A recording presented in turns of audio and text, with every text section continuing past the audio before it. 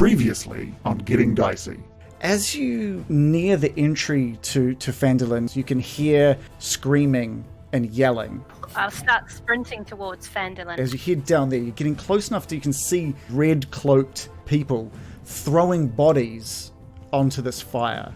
You notice there are 4 people lined up, and they look kind of familiar. Suddenly, like, everyone turns. There is just a raucous cheering. It's not bodies being thrown into the fire. It's rag dolls versions of things being thrown on the fire. What it looks like they're doing is reenacting the heroes of Phandelver. I have been chosen to play the amazing Loris, and of course the one who is playing Gil is none other than Gil. And he gets cut off by this one dressed as Gil. I am Ginder, he says, just looking in Gil's direction. Is there something suspicious about this? You guys leave the festivities and make your way over to Daran's orchard. He doesn't look nearly as elegant as he did last time. He's looking tired. He's looking a little stressed out. American, do you reckon you could sneak in there as a little mousy? And he's sitting on the ground holding onto his knees. And he's just kind of rocking. He's just saying, what have I done? Walk up to him as a rat and quickly transform back into my shape. Seeing this, he just breaks down and he tells you everything. He tells you about how Glassstaff promised him that he could bring Fel back, that he would see his friend within 24 hours of Glassstaff's freedom. And it's been 3 days and there's been nothing. Gil, you've made your way over to the sleeping giant. I'm glad you came. So tell me, Gildar, what brings you to little old Phandelver? Why don't you call me by my real name? So all pretense just begins to drop away from Gil. Oh, that's much better. Well, this is awkward, ain't it? Yes. Gil. Bill, it has been a while. Oh ho ho. This is a spicy wrap-up, wasn't it? That was very spicy. Big thank you to Random Origins for resubscribing again. Thank you so much. Hopefully your shirt's showing up, because I swear, like, we're waiting on another shirt from the US, and they just take forever. It takes forever. Forever. Hunster's back as well. Welcome back, Hunster. Thank you for joining us. No shirts yet. Oh, that's really. Has it at least told you if it's shipped? Because that'd be hot garbage if it hasn't shipped yet. Because they take ages. So, what are we going to start with? Let's bring you guys back onto the Phandelver map. So some interesting stuff happened. I want to play with time a little bit here, I think. Uh-oh. I think I'm going to start by playing with time a little bit. You guys, the main crew, everyone except Gil. Or Bill. Gil. Everyone except Gil has just left Duran's orchard after letting him sleep. It's pretty late at night. You guys have... you did manage to hear Gil's set sort of wrap up as you were talking to Duran. And you guys have started heading back into the town centre. As you reach the town centre, or just maybe 20, 30 feet away from the town centre, you can see Gil is surrounded by adoring fans, a lot of them women, but you see him distractedly sort of looking past them and heading off to the east. You kind of follow him for a little bit. You see him sort of push the door and move into the sleeping giant inn. You guys haven't been able to catch up to him. He enters, and then just as you enter behind him, you hear him call the one that you know as Gindar. You hear him call him Gil. And you hear Gindar say, "Ah, so you do remember me, Bill." How could I forget? And Bill, you turn as the door opens behind you to see your friends, your followers, your adventuring crew standing in the door behind you, shocked at what they've just heard. This really is awkward. I don't suppose you heard any of it. Did you? And so, Well, did we? yeah, you were standing in the doorway as the real Gil called the fake Gil by his real name. And did Gil's voice just change back to?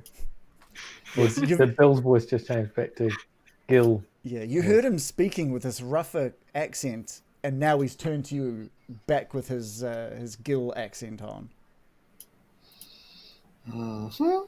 What do I see when I turn back? Let it be up to these guys to describe what sort of formation they're in and who's at the front and who may still be partially outside. So if you guys were following Gil back from the town centre, you see him moving towards this bar with determination. What sort of formation would you have followed him in? I'd just follow up the rear. I have no reason to suspect Gil would be doing anything untoward. No. I think I'm just kind of ambling along, paying very little interest to what's going on, and then obviously hearing what I think I heard, but I'm not 100% certain. Okay, so Loris isn't quite sure what he's heard. No. I think that's probably because I'm not really wanting to believe what I might have heard, but... Indeed, he is a performer. Perhaps this is some sort of act? Gil, why don't you give us a performance roll? And we'll compare it to everybody's just passive perception, since they're not really looking for, they're not suspicious of anything. Sorry, ignore the first one. 22 Right, for 20. performance. That's a pretty. In fact, that's going to beat everybody's passive perception. Yep.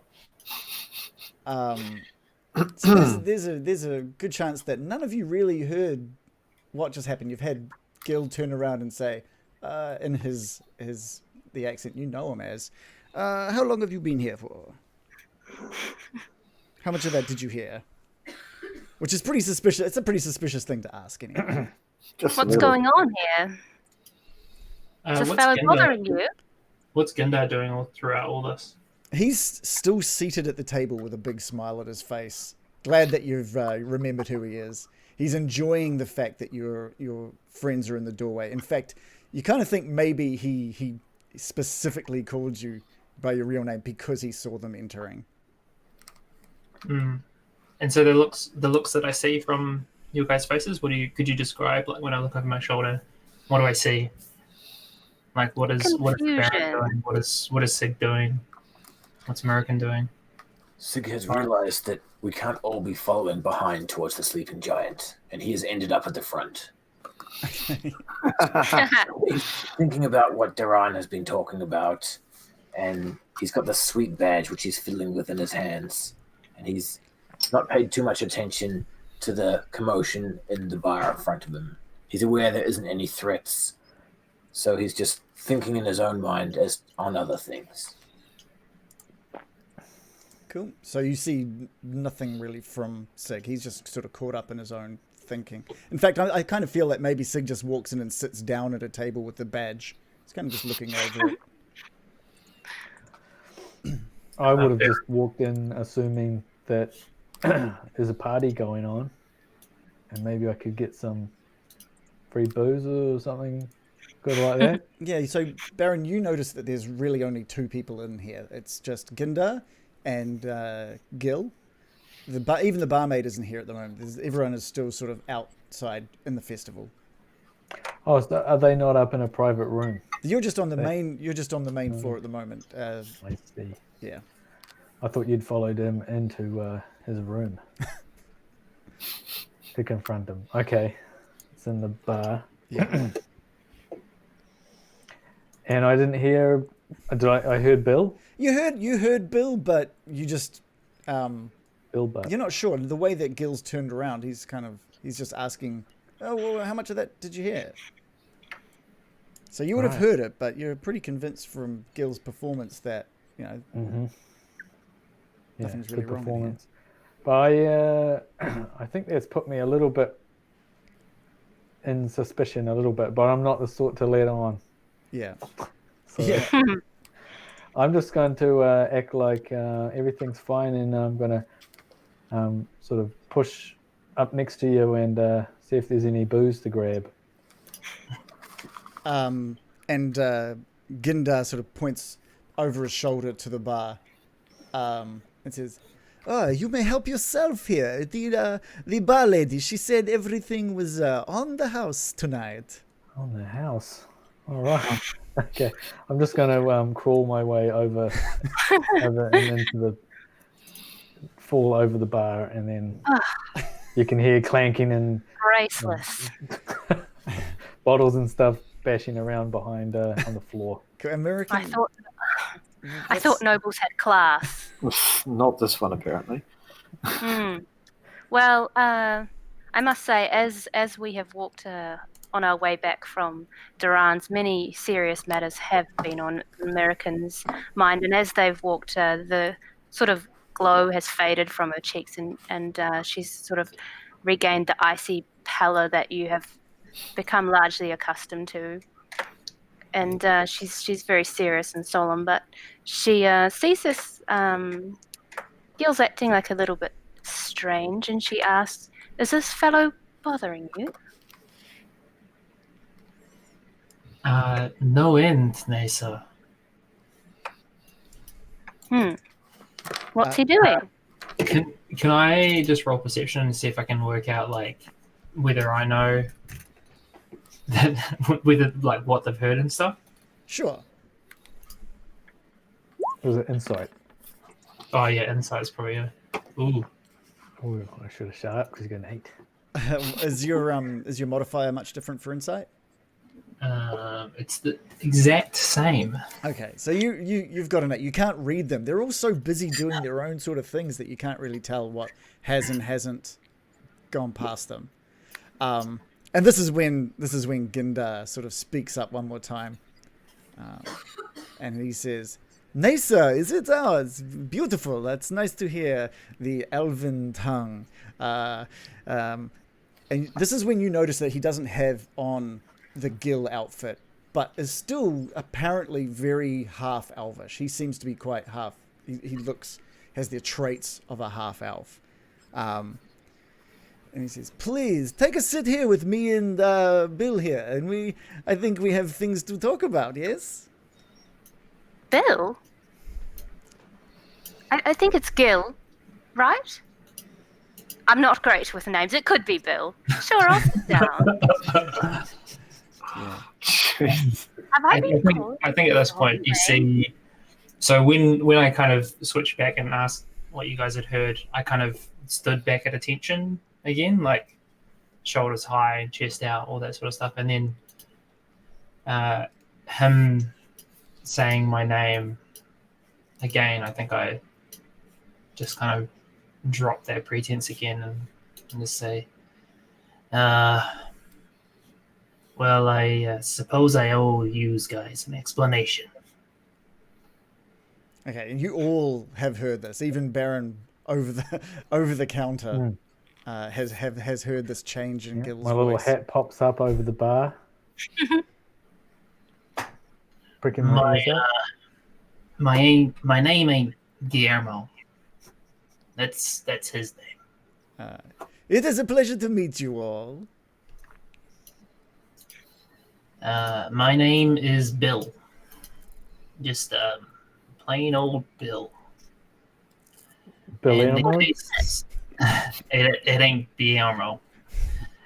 In case you can't guess it from the broad Waterdeep accent, I ain't no noble. And Gindar lets out a hearty laugh. If you are looking for the real Guillermo, you are looking at him. And he sort of mimes a little bow, even though he's seated at this table. I want to reach over and squeeze Gil's elf ear.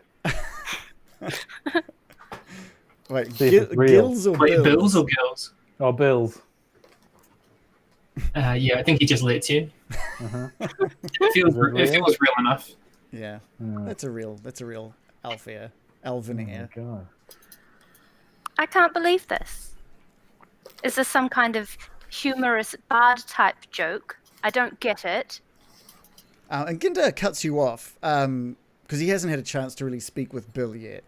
And he says, "Look, Bill, you know why I'm here. You know that I was trying to track you down since you have been using my name, my likeness, my identity. I was here to end your life. But I've had a change of heart, seeing that the what you have done for my name around these parts. I am quite amused. I am becoming somewhat a hero to this town now. Yeah, they'll spread the name of Guillermo, and I will head home a hero. Yes." You nobles get all the luck. I mean, if you'd prefer, I could end you right now, but you know I am 10 times the fighter, 10 times the bard, and I am 10 times the looker of old Bill. And he's not lying. This guy is a rather elegant looking guy. He looks like noble blood. At the threat which Gilmo has just uttered, Zig steps forward and looks over to Mr. Funny we have the Forrest. same idea. Yeah, we're both literally walking towards this Gil person, and I'm about to rest my blade on his shoulder. Whoa, I was assuming guys. Sig was. Bill, why don't you tell these guys what I could do to them before they have a chance to get any closer?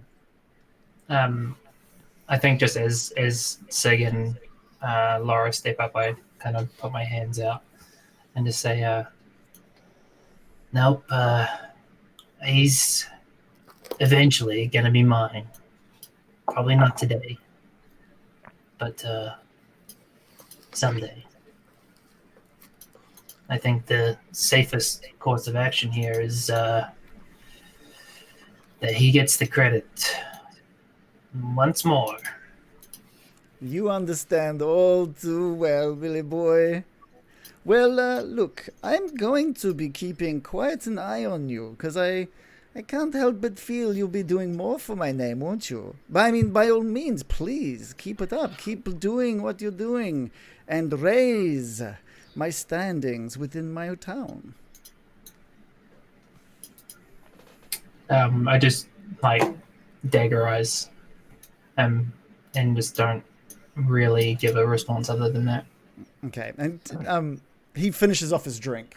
He stands up and he says, but I will leave you for the night. Just know I will be keeping my eyes on you, Bill, just in case. And he slowly heads to the door to exit the inn.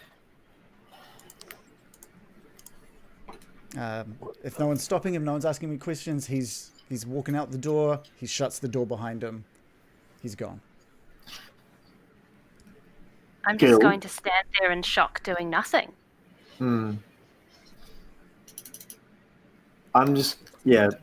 Gil, would you care to explain? Yeah, I suppose I do owe you that much, especially you, Loris. Like I said, my name's not Gil, it's Bill. That's why I'd always been more comfortable being called Gil than Guillermo. Let alone I can't really say it that well. As for why? Well, in my experience, I've found that people tend to treat you a lot better if they think you got money. I mean, what the hell is a noble even anyway? Someone who was born to a rich family won the lottery? I figure some people are just born lucky, and some people like me, we gotta make our own luck. By lying to others. Yes, I see. Well, if I prove myself worthy, highborn or no, people gotta admit, right? They gotta admit that I'm up to the task. It is rather Of lying deceiving. to others. Yes, you have proven that. Wow. Despicable lack of integrity, I should say. Well, You're very quick to judge other people's journeys, Nasa. Thank you. I thought that was something. I thought that was a quality you didn't have. You didn't look down on me like the other elves did. The one Kind of, purebloods that called me Mayfly baby or a temporary elf. Well, I should think that you're not in any position to be on your high horse right now, frankly.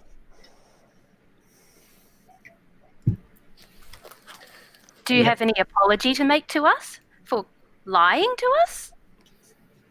Disguising your identity? Just a casual apology? Is that all you have to offer, really? Well, I didn't exactly know that we were going to end up on this wild ride together, did I? That's true.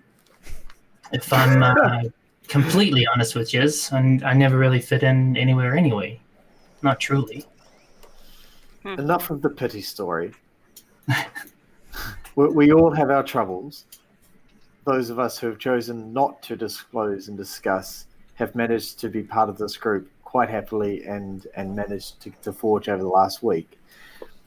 I see no reason to hide your true identity to become a noble, though. Like, what purpose of that? What does that make for you? I don't understand. Well, put it this way, Loros. Would you have followed a street urchin to Phandelver? Or would I have died on the road? I would have followed you anywhere had you, with the agreement that we made. You beat me fair and square, and to pay off my debt, I protected you. And who has the means to make those kind of wages? A street urchin with a bit of coin by my seeing.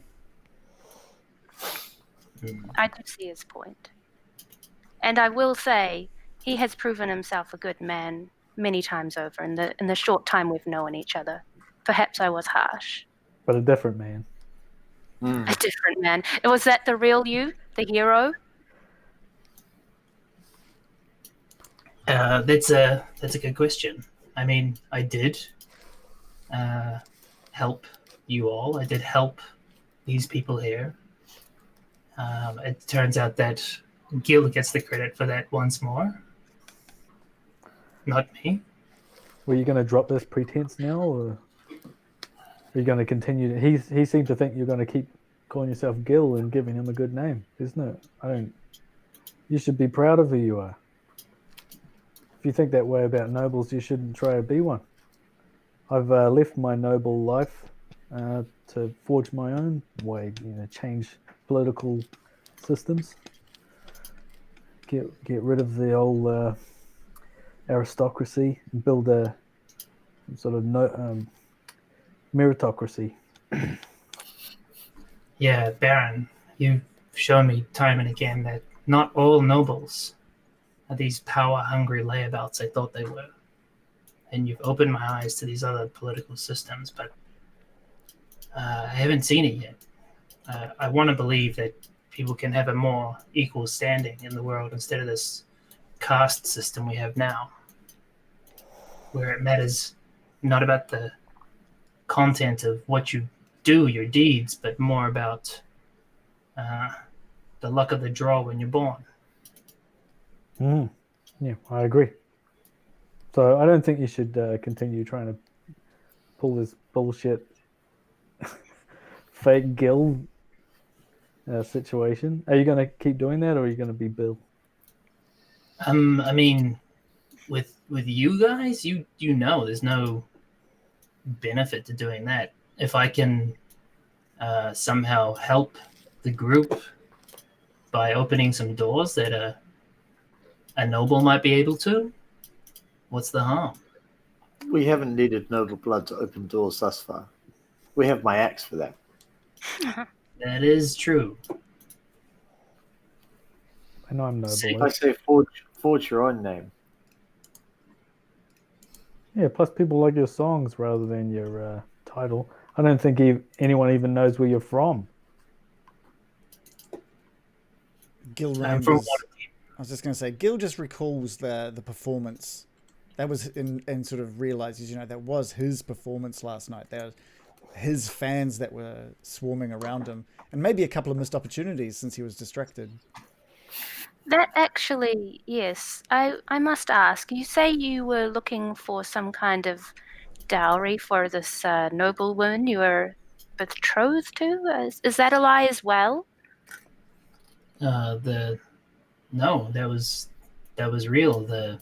I don't think I would have had that opportunity had I admitted that I was a street rat. So you've lied to this poor woman as well? Good point, Well, Absolutely despicable. Mr. Priest. I've lied Marriage to is nothing to trifle with, man. What's she gonna think when she finds out? your concept of marriage and Noble's concept of marriage are different. I should It's think not that about- you would think basing it on a lie to be a terrible deed. Mm, You should be ashamed. I think they're based on worse than lies. Do you want to know about the dowry that put me into slavery in Tay? Because that's how I ended up in the service of the Secondary Lancers. At this point, Sig interrupts the conversation. I've totaled up 22 ticks for Mr. Bill Gill here. That's more than enough for respect in my book. It was this man that cut goblins down in the cave. It was this man that healed me of my injuries. Probably heaps of them. So he can call himself whatever he likes. He's still part of our crew. And Sig just does a little hat tip to Gilbill. Again, I will say you have saved my life many times, and I still am grateful for that. I think you're a nice guy, Bill. But I think I'd prefer it if you were Bill. And I'd prefer it if you weren't conning young ladies into marrying you, making them think you've got a bunch of land. I'm sure you can meet a nice lady without land.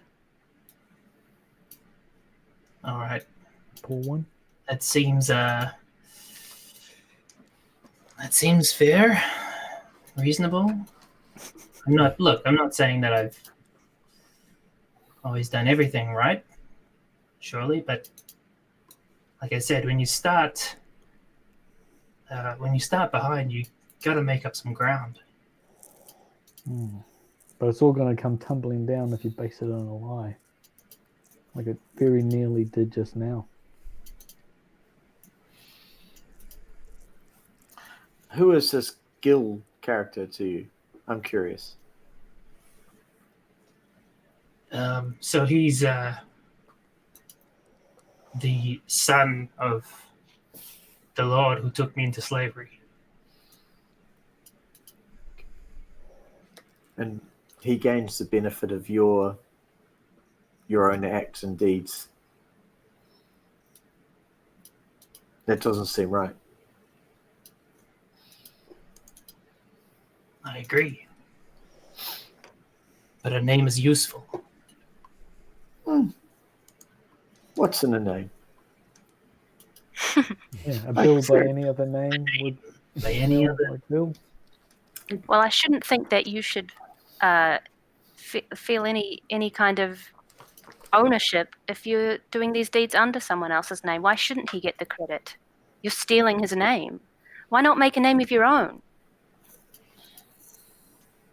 Yeah, what's your last name, Bill? I did write this down. He's Leonard. got amnesia as well. Stoltolancia. What? Stoltolancia. Stoltolancia. It's no easier to say than the other one. Yeah. Similar. You couldn't have just picked a single syllable name. That sounds Like- fancy. Bill, well, maybe we can fancy up Bill somehow. But Billiam, As long I as it like ain't Guillermo. yeah. Billswood. Billsworth. Billington. Lord Billington. Billington. Oh. Come on. Enough. So what do you guys want to do here? Like, if you guys want to continue sort of delving into Bill's relationship with Gil and sort of why he's done what he has, we can definitely continue that. One more question, Mr. Bill. It seemed that you felt pause rather than having Mr. Loris and I miss up that other Gil. Is he really so formidable? Formidable. Both he and his father are incredibly formidable. No match for a hammer or an axe, I'm sure. I don't think a hammer and an axe, with full respect to you, of course, would get the job done.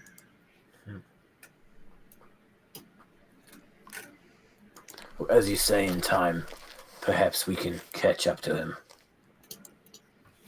I should think he hasn't deserved to die. You're the one who's stolen his name.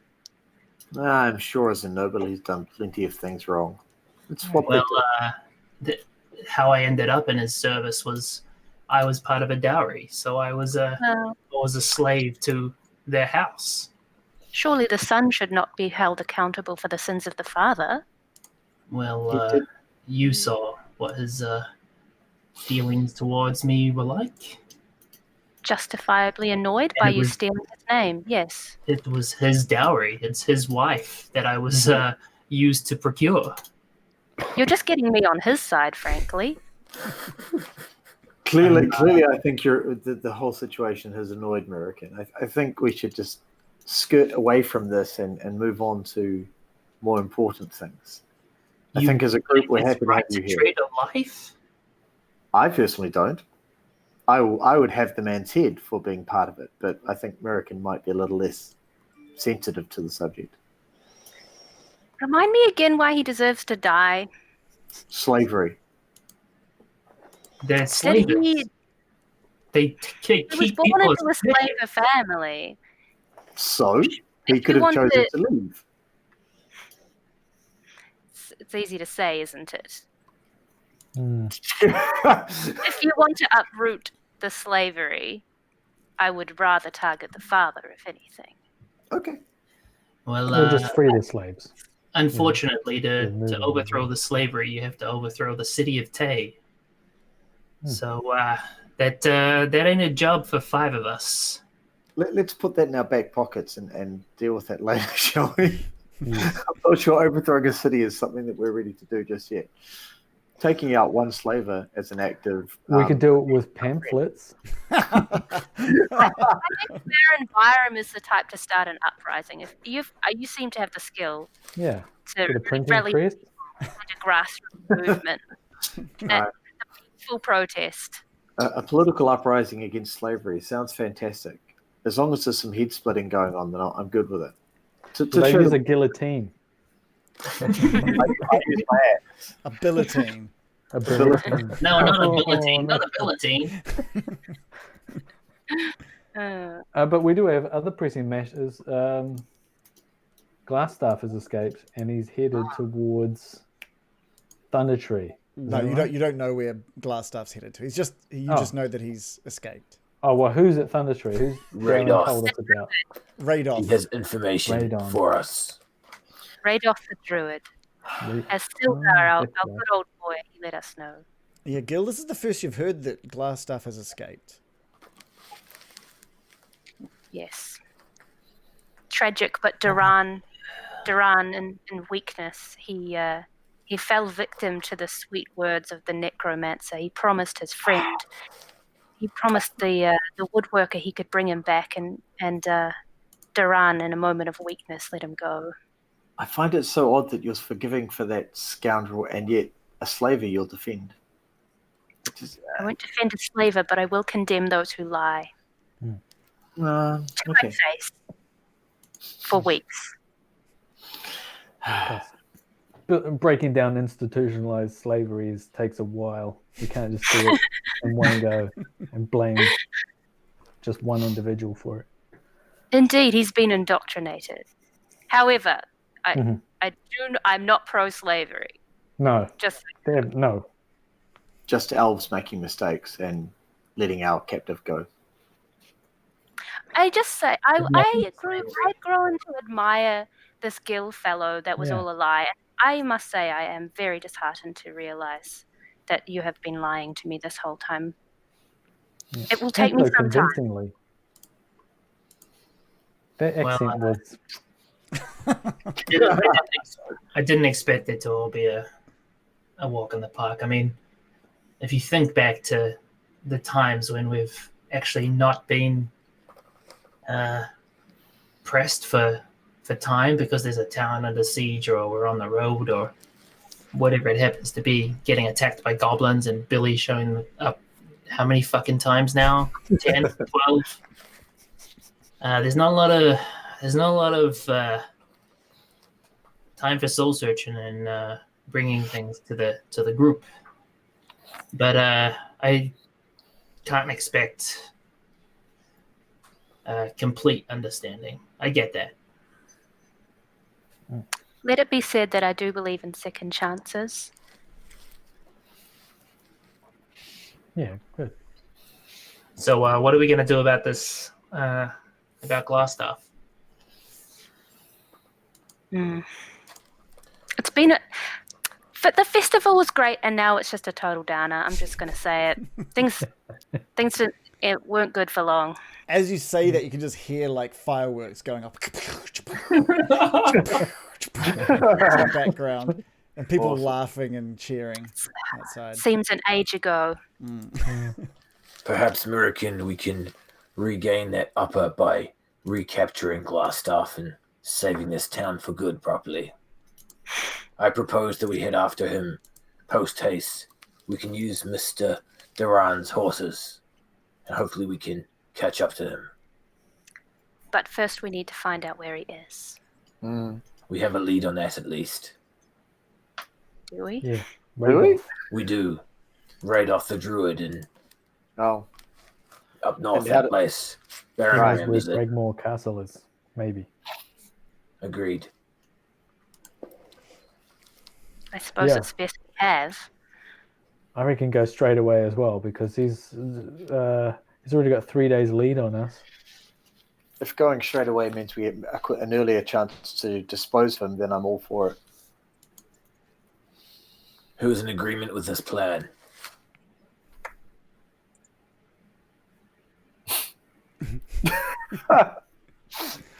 Three thumbs to two half thumbs.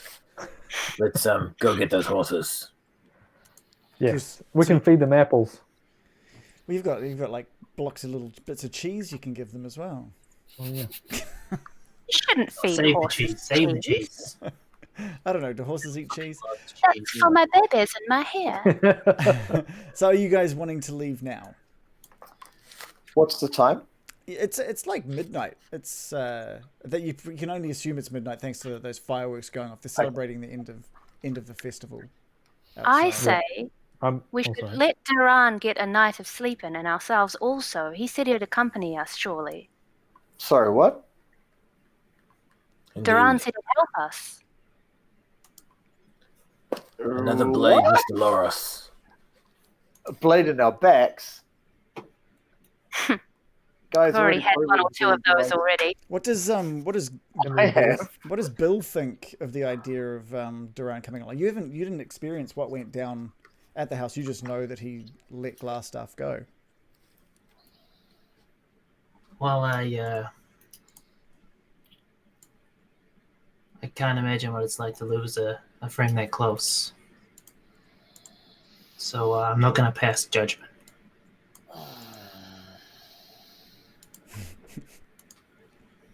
So Very good. Is it Thank you, Mr. Bill. Is it a rest, and so Duran can be rested for the morning, or are you guys going to leave without him? What is the plan? Do we have a cart? We can put him in a cart. I propose we rest up and head out. I mean, if nothing else, Laros, he can ride in front and show us the way.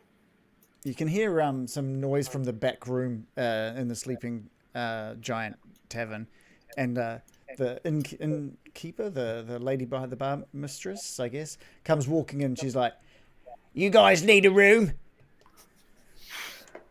I'm stuffing a bag with booze, by the way. So I might be caught out, but I've heard that all the drinks are on the house. Yeah, you turn to her and just sort of go, I heard it was on the house. She's like, yeah, all right, love, whatever. You guys need a room or what? Sure. Yeah, I guess so. I would appreciate a room, yes. Yeah, You got a double for me? just for you. She hands you like little keys to 5 double rooms, the best her tavern's got to go. Which honestly they're not very good. You when you get in there, there's just kind of a shambles. This whole place has been essentially run by Red Brands for months and months, so the place is in a pretty bad state. But she has offered the rooms up for free. You are the Good heroes. price. Yeah. Bonus. Yeah. Just while we're heading to the rest, it looks like Random's been throwing some coins around to Yeah. various people. I think everybody's had inspiration given to them from Random Origins. Oh, so whoa. if you didn't have Thanks, one, Random. you've got one. If you already had one, you've got another one as well. Thanks, Random. Yeah. Amazing. Right, yeah, so you guys are welcome to sort of rest up. Is there anything else you guys wanted to do before that long rest? Did I need to carry on playing around with that ring? No, that's fully That's attuned to you now. fully attuned. Yeah. Okay, cool. Sweet. Quit playing with your ring, Laros. I'd like You to. You'd like Carry to? I'd like to cast Speak with Animals and get to know my spiders a little bit better. See if I can get them to respond to their names. Oh, okay. Maybe learn a few simple commands.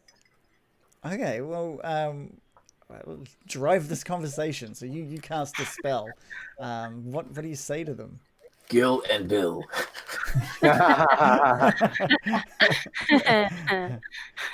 I'll help you out here. So they're relatively newly born, so you'd probably have to be the one that gives them names. As soon as you cast it, you see them scuttle down off your shoulders and sort of sit up onto this little nightstand next to the bed, and they seem to be ready to listen. Yes, my sweet babies. You are Ransen, and your name shall be Bolege. I hope I don't need to remember these. She's trying to pet them and make friends with them and see if they will respond to her. Yeah, and you can see both of the spiders sort of just like pushing up against your fingers as you sort of like pat them or scratch the tops of them. And you can just hear them just going, yes, yes, yes, yes, yes, yes. Yes, we're friends, aren't we? I'm your mama. Oh, God. Okay. I'm going to pet them and just feed them little bits of food. And you can just hear them sort of real basic in what they're able to say. But they're just saying, mama, mama, yes, yes, feed us, feed, yum. And they're just sort of like nibbling away at the food that you're handing them. Very good, my children. Yeah. Is there anything you wanted to delve into with them? I'll leave it there. I don't want to bore everyone with spider antics. Okay. I don't know if anyone else is really bored by spider antics, but if that's what you feel. I'll observe their wall climbing actions and see if I can teach them to spin webs on command. Okay, so we'll say because the difference you have between most people when they are trying to train an animal is they actually have to try and train it when they can't speak the language of the animal, but you can speak to them directly. So you kind of, I got to stop saying kind of. So you point to the wall and you issue in a command. But because you can speak their language, you explain to them what that command is, and they just scuttle up onto the wall. They understand straight away. You explain to them the idea of using their web. They're still new to using their web. You haven't seen them using their web at all before. And so explaining that to them is kind of a weird process. You're trying to like, it's coming out of there and you can do stuff with it. It's sticky and little things. And they start like playing with their web and laying little bits of web on the wall, and you grab little bits of cheese and sort of the tiny bits of cheese and kind of just throw it at the web to show that it can stick. And they scuttle across their web and chew and eat that as well. So like you're training them, but you're also training them the command you want as well. So by the end of this night, before you go to sleep, they've learnt the command for wall walking. They've learnt the command for web, doing something with their web. You'd have to explain to them what you wanted them to do, but they're understanding the concept. My sweet children, we will become powerful together. Shit. You can. The Baron can just hear this maniacal laughter coming from American's room. That's the weirdest room. Oh, For sure. run, less, yes. Spin, my children, spin. I'm just curling up in bed with this dwarf tome, The Adventure of Ermon, trying to read it. And I can hear this maniacal. I can only assume you're talking to spiders. Oh. Yeah. Anyone else? Is there anything else anyone needs to do before bed? Can I get any information out of this dwarf tome, or is that just a thing? What was the... Okay, normally I pride myself on remembering everything that I've handed out. What is did you find that in the nightstand in this room? Like, what is it? I think I might have found it in Glassstaff's room. Oh, I got the dwarf tome, The Adventure of Ermon. That's right. And I also got the Necromancer's spellbook from him. Yeah, so. the tome. I do remember the tome now. It's basically almost like a diary of this dwarf. So you understand Dwarven? I do have a ritual, so I can understand. Right. I mean, you could take time to read it, but so it's up to you if you wanted to take time to read it. It's some bedtime reading. Yeah, there's no big magical secrets. It's really written almost like an action romance. It's a little R-rated. Like he's really talking up his own prowess with the ladies and conquering things, and he's really detailing the ladies in ways he shouldn't be. And does he have a picture of him on the front with his shirt off? Yeah, and he's like super muscular. He doesn't really look like a gnome. He looks like a mix between an elf and a gnome. Like he's really accentuated his own features. He's a dwarf, isn't he? Oh, dwarf, is Ermon a gnome? Sorry, a dwarf, not a gnome. Okay. So all right, you expect him to look dwarvish, but he's kind of accentuated his looks to make his hairy chest out. Yeah, yeah. He's Burt Reynolds of dwarves. Yeah, so it's really just like softcore book that he's written that he's quite proud of. What Glassstaff was doing with it, I got no idea. The pages aren't stuck together. No. Okay, well that's enough. Yeah. Okay. All right, so This is only going to make Baron's innuendos worse. Ermon, you hunky man. Dwarf man. Yeah, I mean, feel free to regale the others about tales that you read in this tome as you travel. I mean, I think we'd all be interested. Just might do that. I think we'd all be interested in a page or two out of Ermon's book. So you guys wake up in the morning to just like someone knocking on all the doors. You can hear, "Rise and shine, out you get." Like it's you look out and it seems to be. It's early morning. It's sort of 8 o'clock in the morning. It's a relatively foggy morning as well. And the town is just deathly quiet. Everyone is clearly not up for sort of fraternizing at this time of this morning specifically. They're all hungover, are they? Yeah. So what would you guys like to do? No breakfast, lady? She's gone. She's just knocked and left. So if you guys want to head down into the tavern area. Before we depart Phandelver, I'd like to make a quick stop at the Costa and just check on the gears. Is there anyone else to come too? I shall come. Sure, I'll come. All right. I'm going to see if they got volume 2 of Ermon. You might need to check out the Barthen's provisions. Who knows what he's got? Okay. He does have one book. Yes, he does. And there's a face. Okay, well, you guys travel through town, and it's just deadly quiet. No one seems to be out. The Lion Shield Costa doesn't look to be open yet. But you can sort of hear someone moving around inside. Sig politely knocks on the door. And the door opens up, and you can see Lyneen, and she welcomes you into the store. I've forgotten her voice. I'm not going to do it. So she welcomes she welcomes you into the store. I feel very weird doing the female voices, but that's Illusion okay. broken. Illusion. Okay, fine. The heroes. Come on in. Come on in. Did you enjoy last night's festivities? Oh, it was a little awkward at the end there. Let's not go into it. With the spiders. So she welcomes you all in, and she says, "I know why you're all here," and whips back the curtain, showing all of her gear.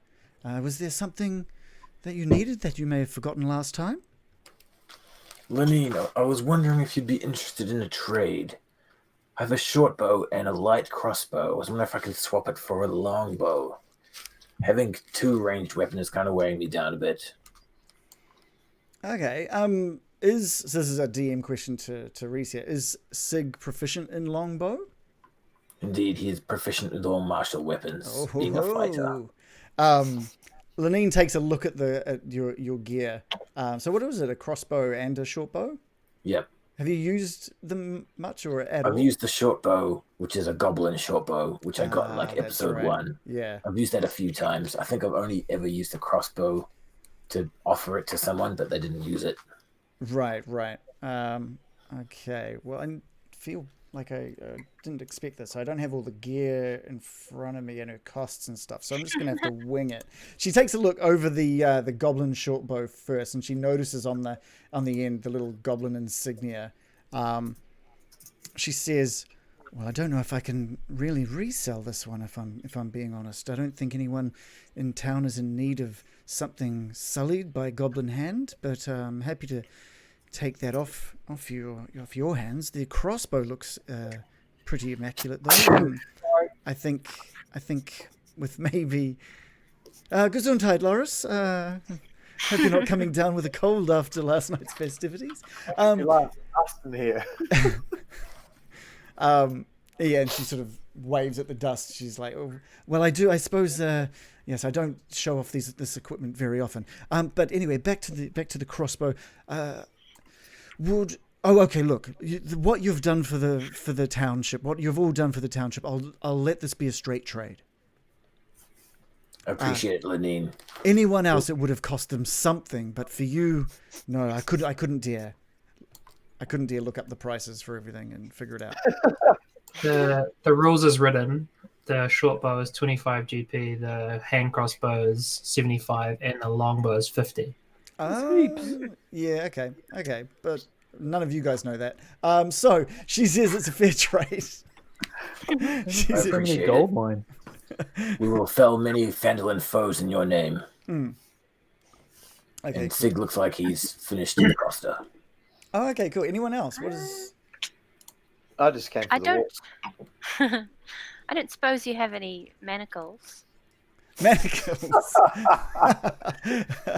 have no need for manacles. She looks around. I've just got all the shop stuff now.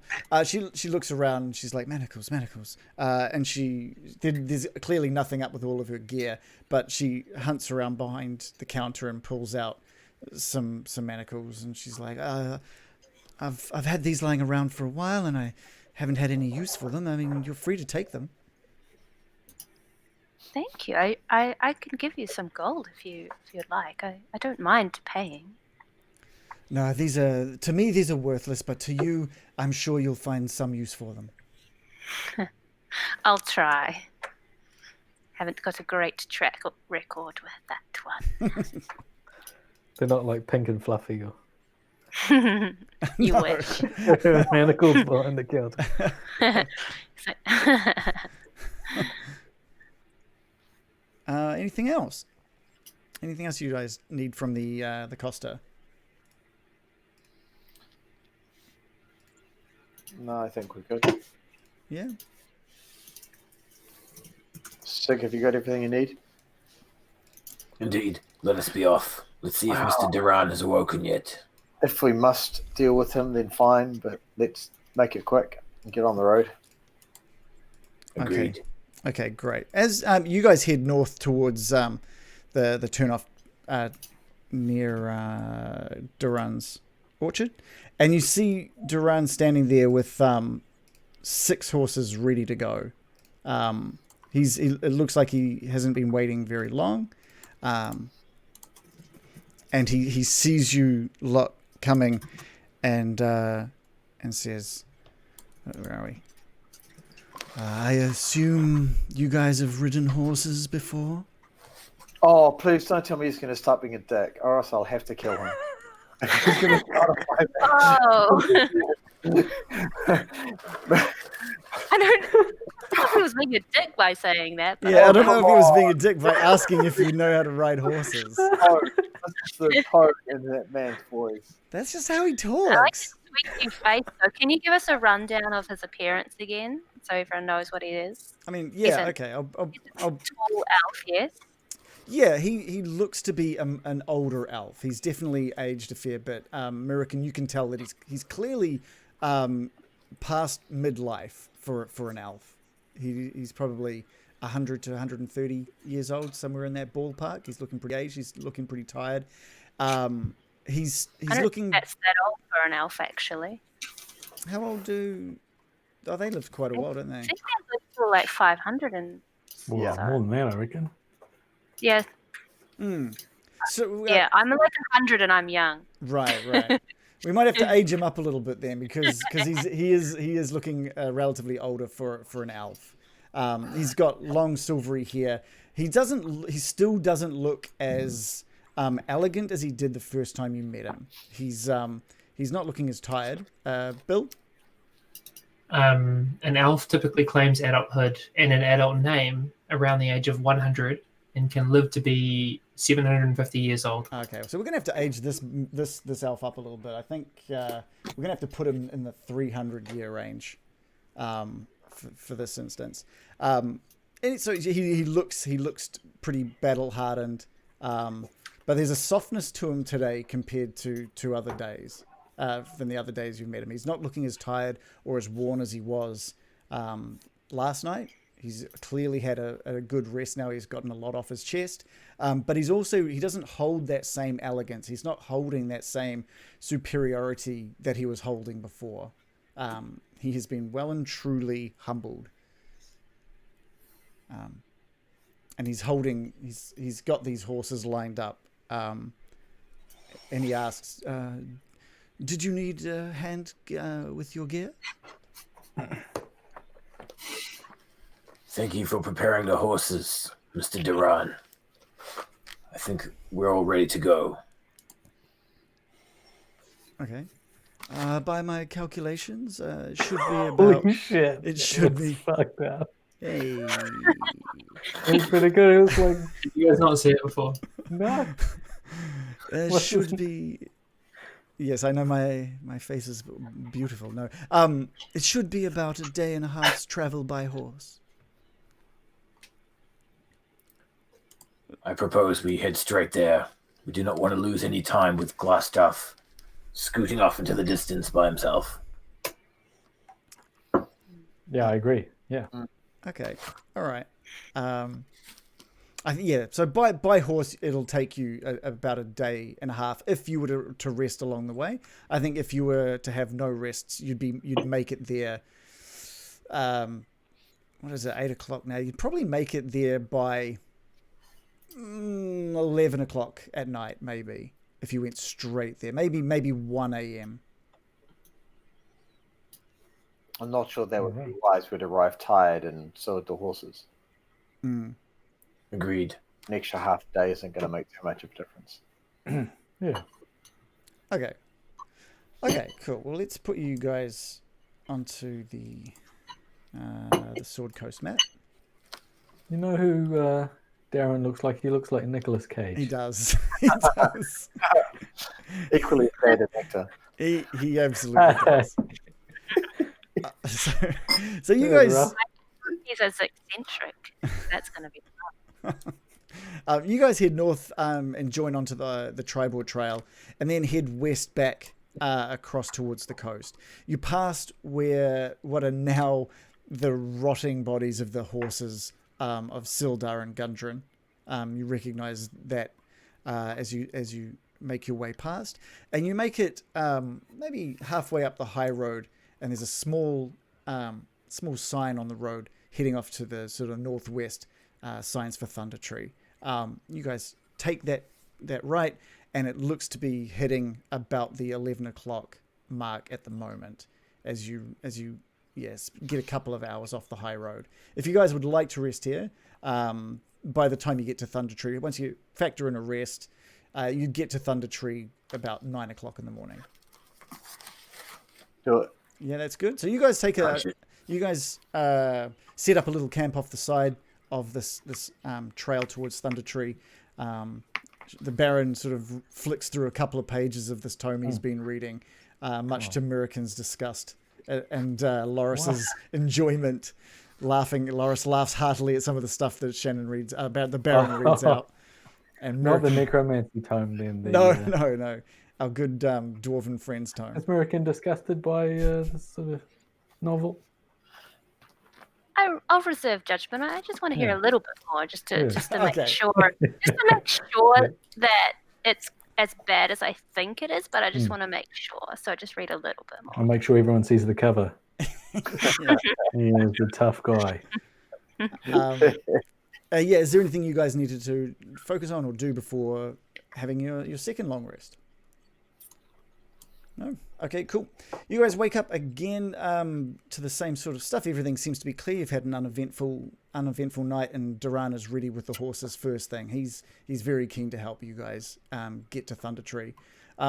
American, again, you find just a couple of sort of molted skins of your spiders near your sleep where you were sleeping.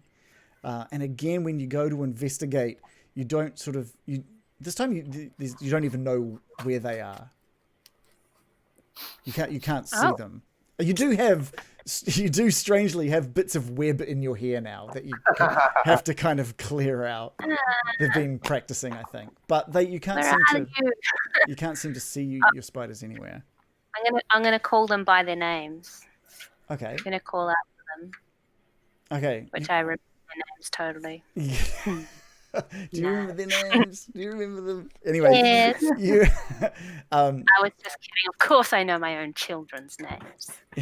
You call out their names, and as you do so, you notice you can now feel them, one on each shoulder. You couldn't feel them there before, but now the moment you've called them out, you feel them sitting on your shoulders, and they crawl up into your hair again. And again, they're a little bit bigger than they were. And they're now at 3 HP. So they've gotten a little bit stronger again. And a little bit bigger.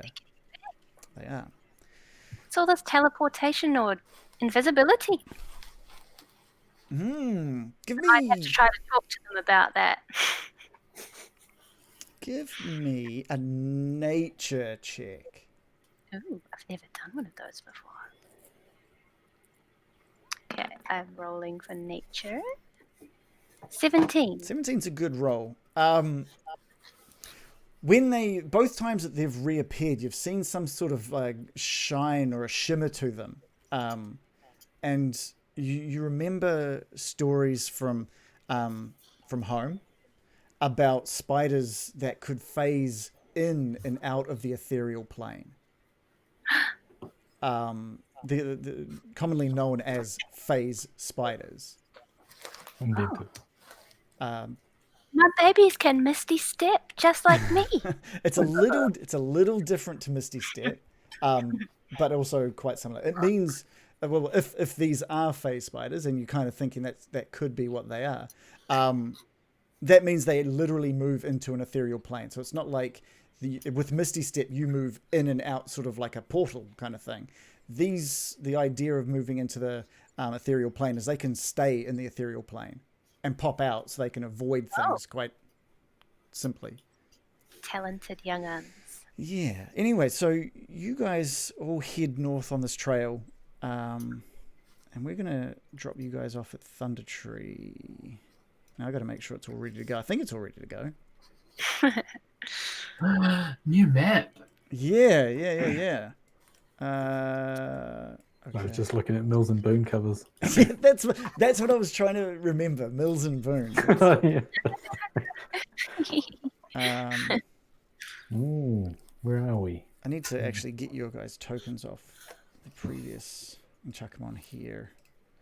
I want to know how Loris has been treating Duran this whole time. Is Duran in line for an axing? Basically, I've been not ignoring, but just watching him closely because I don't trust him as far as I could throw him, and it's probably quite far to be fair.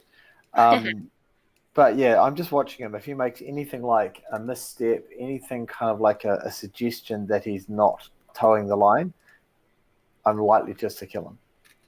I'm not impressed with him being here at all. And in the same manner that you've been watching Duran, I've also been watching Bill with suspicion. Let's get Duran in here as well. Oh, he's a tiny little Duran. Oh, How adorable. oh, he looks so sad. Yeah, His token.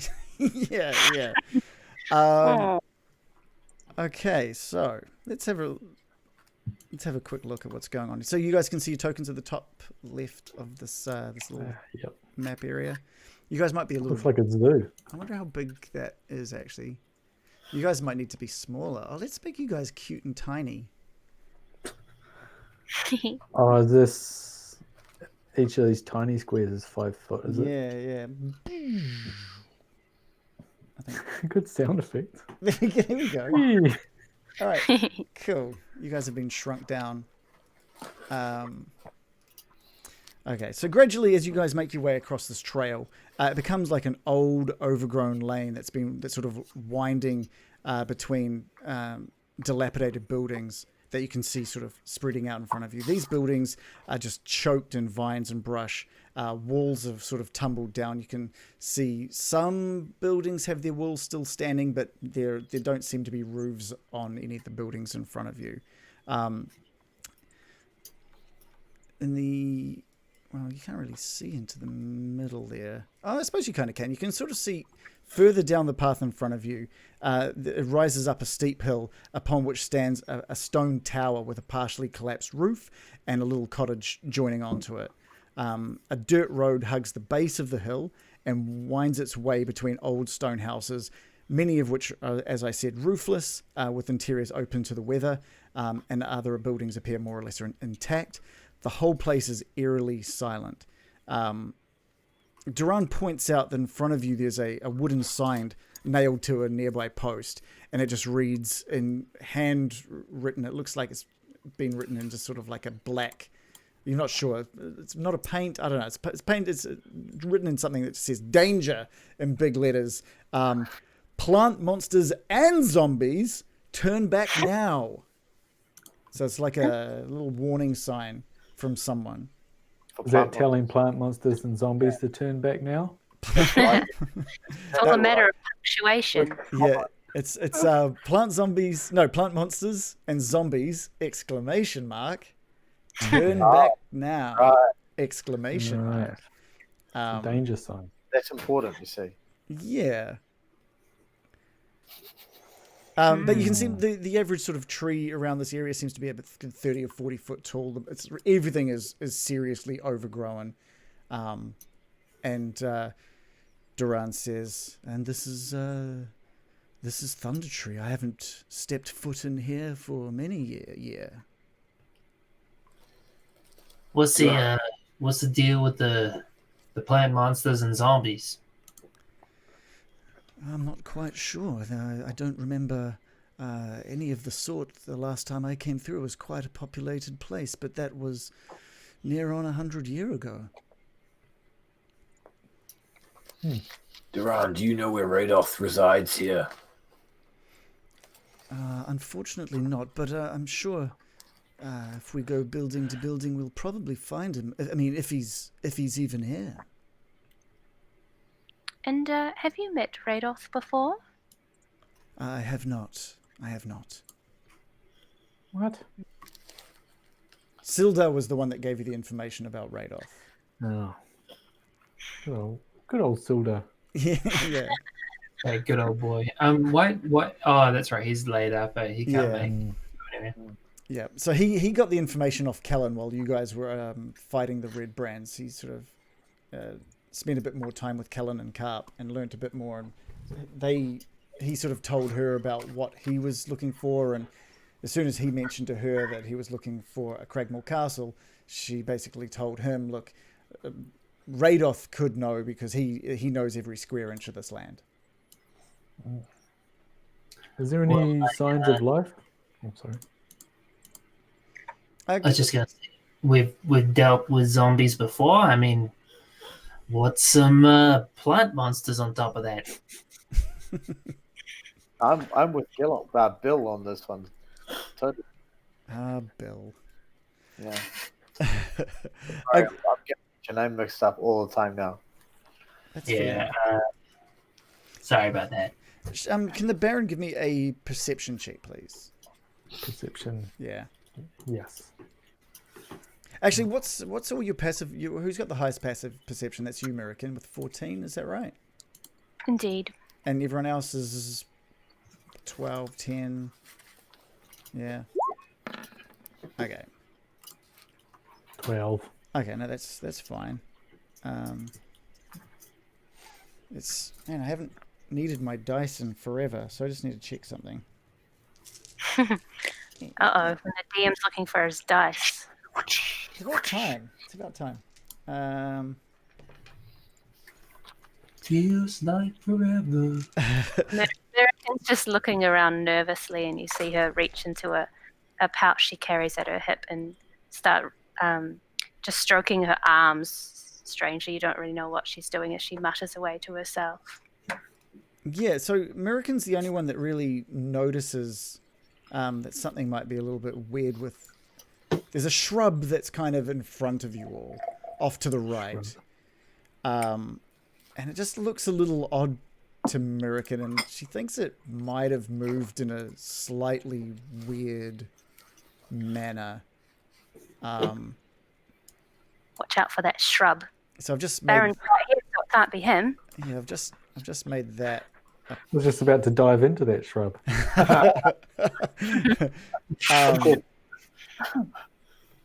Yeah. So yeah, what would you guys like to do? You've noticed a bit of an odd shrub that's looking... It just looks a bit weird. You think it might have moved. Shrubbery.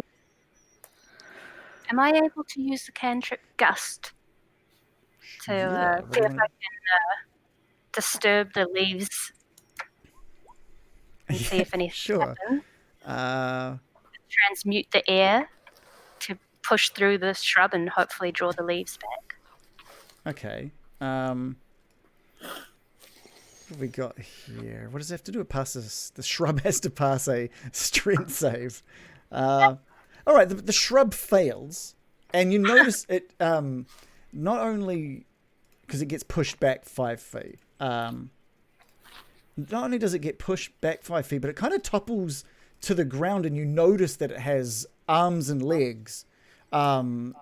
It's some kind of humanoid shape, but it's a tree shrub thing, and it scuttles back to its feet and just goes back into a still pose, basically trying to look like a shrub once more.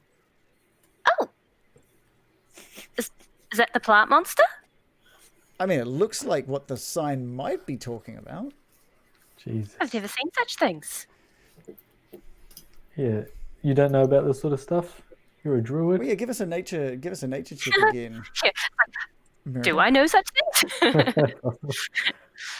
Well, I am Circle of the Forest. If anyone were to know about magical shrub monsters, it actually should be me.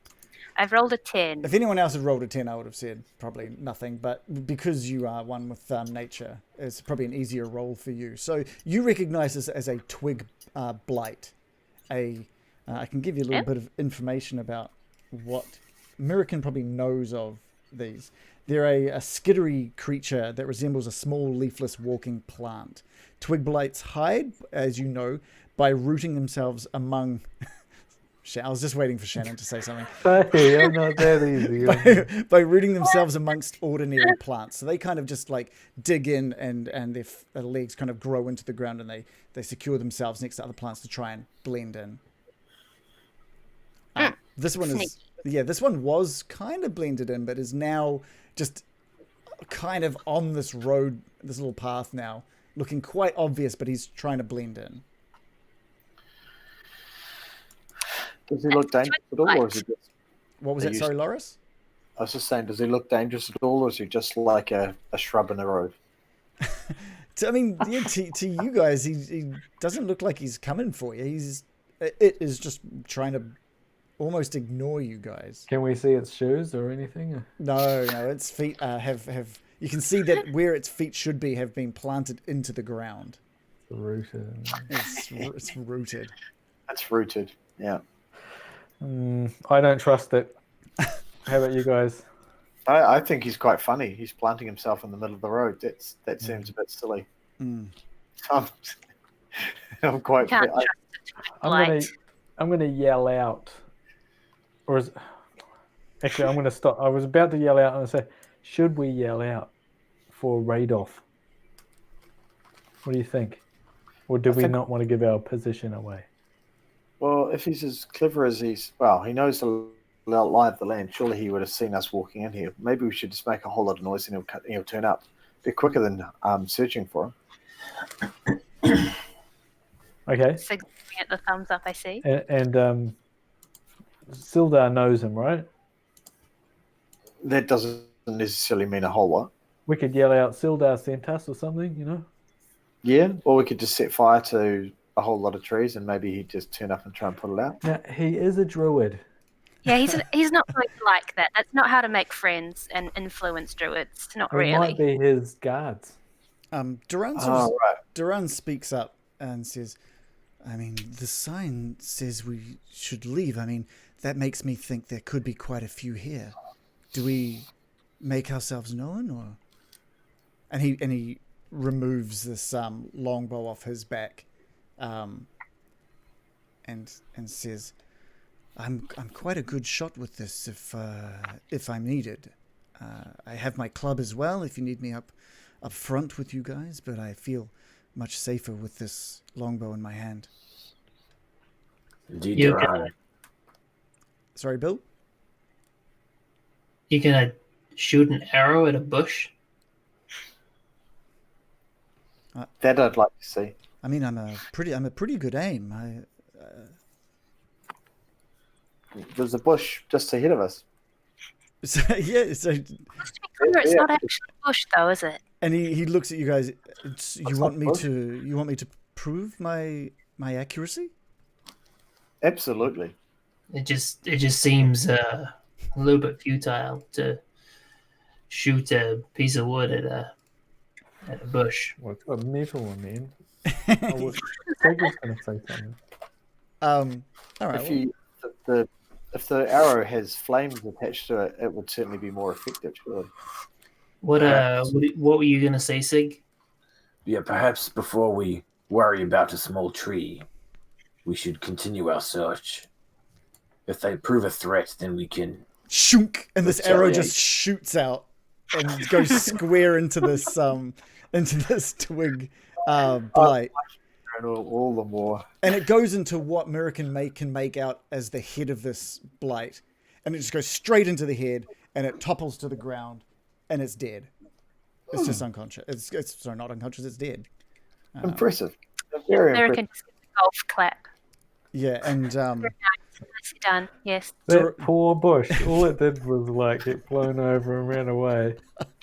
and Duran I'm not sure how to feel. Duran turns to Bill and says, I hope I prove my worth with that. Now, it seems there could be many here. I think we need to be... Do we do as the Baron wants and make ourselves known, or do we look around? Sig, note that down. That was impressive. Indeed, Mr. Loris, it's already in my book. And perhaps this for an idea, if the party is agreeable. I'm not really one for sneaking about. How about I walk up to this little building ahead of us on our left? I'll call out for Radoff. If the trees encircle me to kill me, you kill them, we kill everybody. It'll be fine. And if not, at least we can divert the attacking groups into two. Sounds Good like plan. fun. Yeah, agree. Sig stomps forward quite confidently and makes it to the first building and has a look inside. All right. So as you approach this thing, you notice there's a. This is one of the few buildings that has the full walls. That are still standing. There's a withered signboard by the door of this building showing a faded image of a workhorse holding a flagon of ale. The building is sagging and dilapidated, but it's more intact than the ruins across the road from you. So you enter in. Sig picks up his hammer and knocks on the door frame, and calls out, Radoff, we need to speak to you. Let's have a quick look. Oh. You hear some sort of groaning from inside. Sig looks back to the party and then walks inside.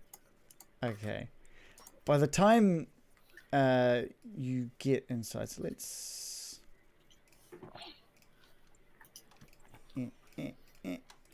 make these things appear. Yeah, sorry, let's move the map over to show that. You walk inside. By the time you've knocked and then walked in, a little bit of a good half minute has passed, and you enter just as these zombies have gotten to their feet, and they are looking in your direction. They look a little different than the zombies you've experienced with Duran.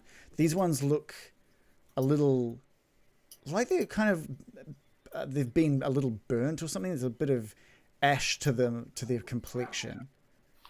And I think we'll take our break there. That's the break.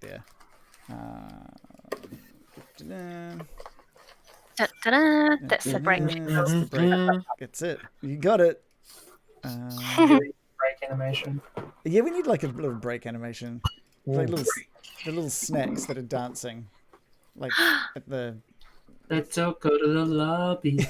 yeah. Lobby. Let's all go to the lobby and get ourselves some snacks. You know what? I really miss the animated maps and the background sounds and stuff. I'm missing those now. Yeah. They added a lot. We could just use the same map all the time. Yeah. I was looking for something that we could do for this specific area, but there's no sort of pre-built stuff that really fit in, unfortunately. I found out that they also now allow animated tokens. Oh, what? Awesome. Okay, Yeah, that sounds it's great. New thing. That sounds really cool.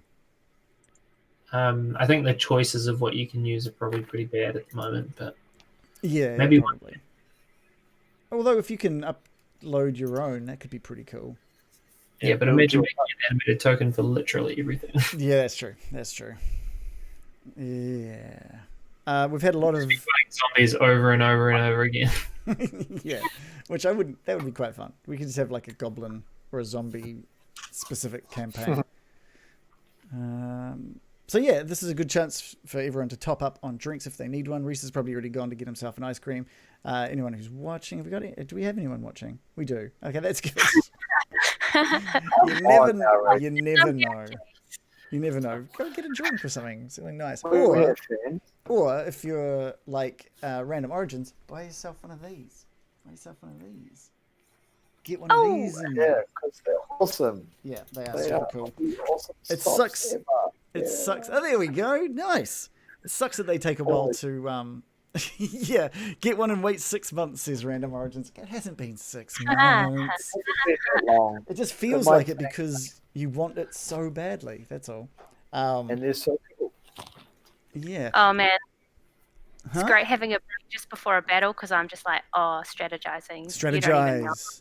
You don't even know what I'm about to do. Yeah. This is going to be interesting. Well, it'll probably go horribly wrong, but you know. You reckon? Oh yeah. I mean, it might. I'm just hoping that bloody old, what's his name, Raidos doesn't turn up and go, "Oh, you've killed my zombies. Now I'm mad at you forever." Well, he's a druid. I don't know if they have like pet zombies. I don't know. Maybe they do. Yeah, Is this I'm like not expecting a druidic necromancer type dude. A That would be classic weird. Druid, would never go for zombies, but you never know. Yeah. we can't control his plants then? Plants versus Zombies. Ah, Yeah, good point. That game rules. it does. What, let's have a look and see. American brought the drama tonight, Random Origins is saying. I agree. That was a pretty intense moment between American and poor Bill. Really grilled him on that one. But that was good. It was awesome. I agree with Bill. Yeah, Grilled I Bill. think Brandon was kind of scared of you. To be fair, he was a bit worried about the change. Yeah. What did you guys think of sort of learning that information as quickly as possible? I gave you guys, like, the players a week to freak out about it, but I didn't want to give, like, the in-game characters too long to, like, know but don't know, because that's... I think Loris actually feels sorry for Bill. Yeah? Because without revealing, like Loris, the whole, what's in a name, Reagan, you know, like the reason behind that. So it just fits. Like, you're a street rat. You've turned your back on the noble world. What's the problem with that? You can forge your own names. So that Loris sort of sees himself in that and is quite happy with it. And he's just like, I don't get why you're lying. I would have taken, I would have lost the game to Bill or Gil. I still would have dedicated my prepared life for you for the time being. Yeah. Yeah, I felt sorry for him.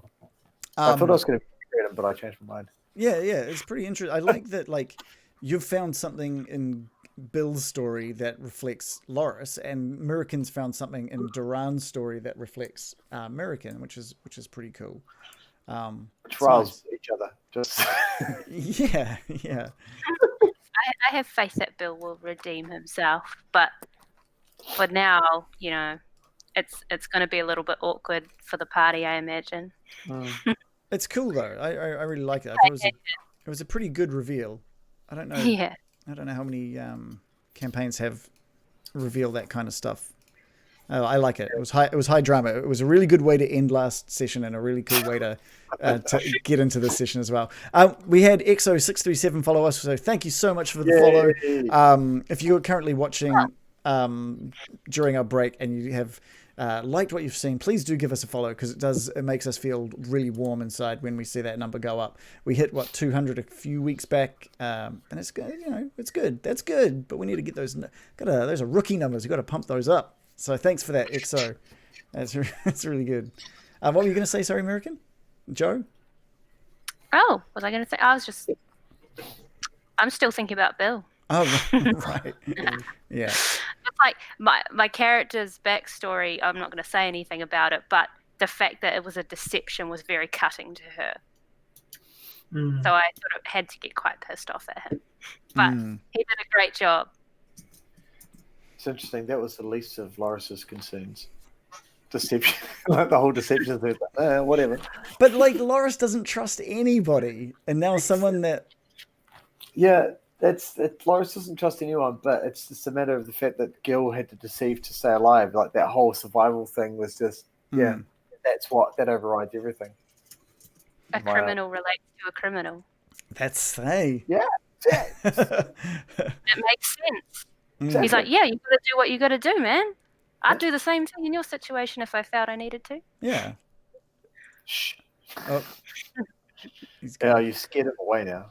Yeah, you made him feel bad. He's gone. Oh, no, he's he's back changed his name. Yay. That is a great Scuotolancia.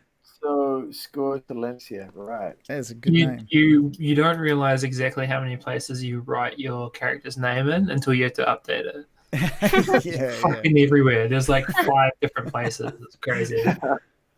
I did Discord first, and I was like, oh yeah, okay, I'm done. And then it's like, roll 20 token, roll 20 token on the main screen. Yeah.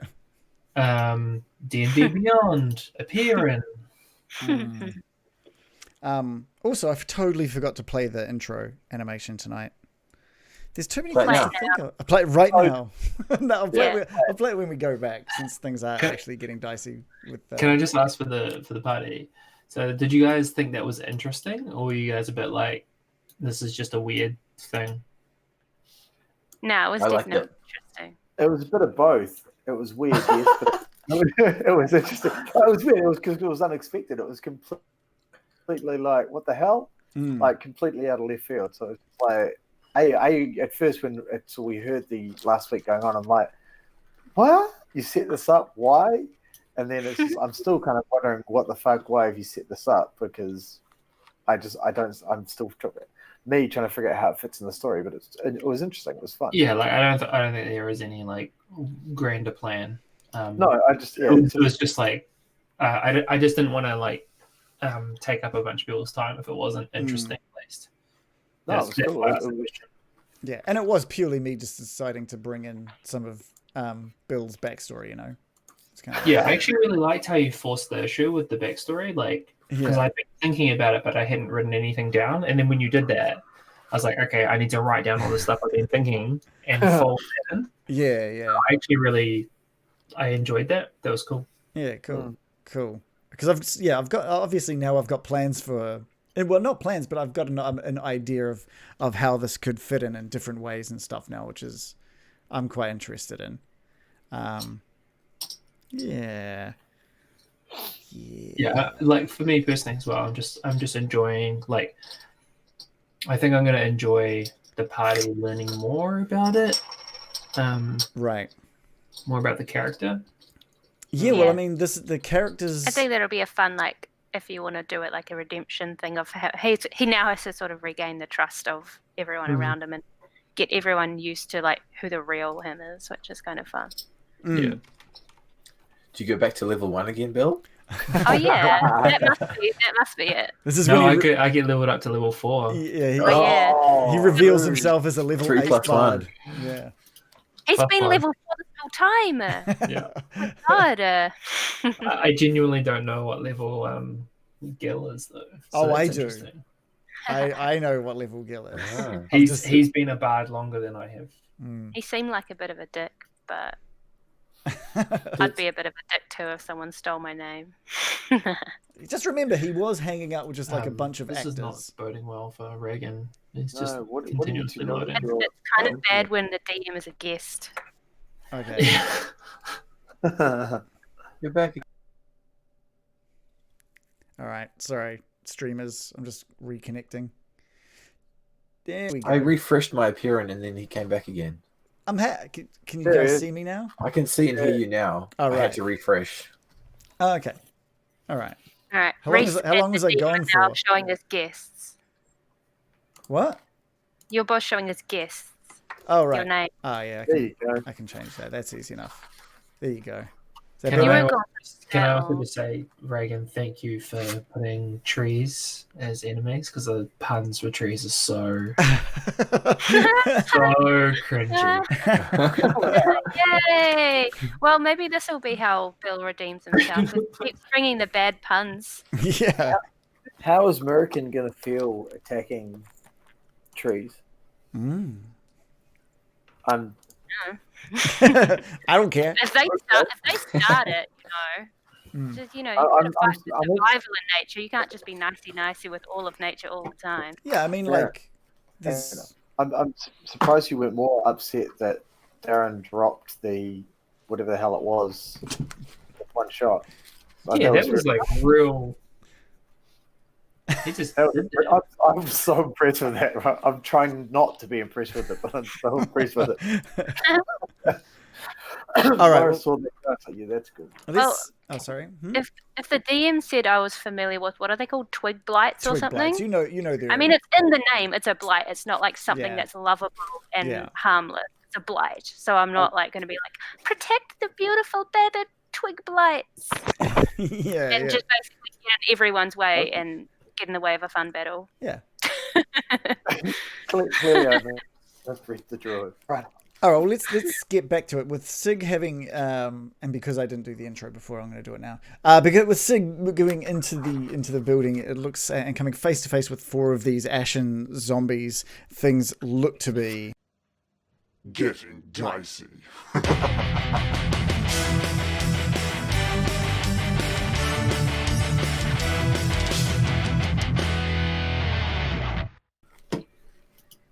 Yay. Okay. I guess what we're going to have to do right now is roll for initiative. Roll Oh, those. it's been a while. Ooh. It has. It's been like a really... Oh, that's not what I'm looking for. Don't forget to select your tokens, everyone. Reese, did you select your token? Yeah, you know it.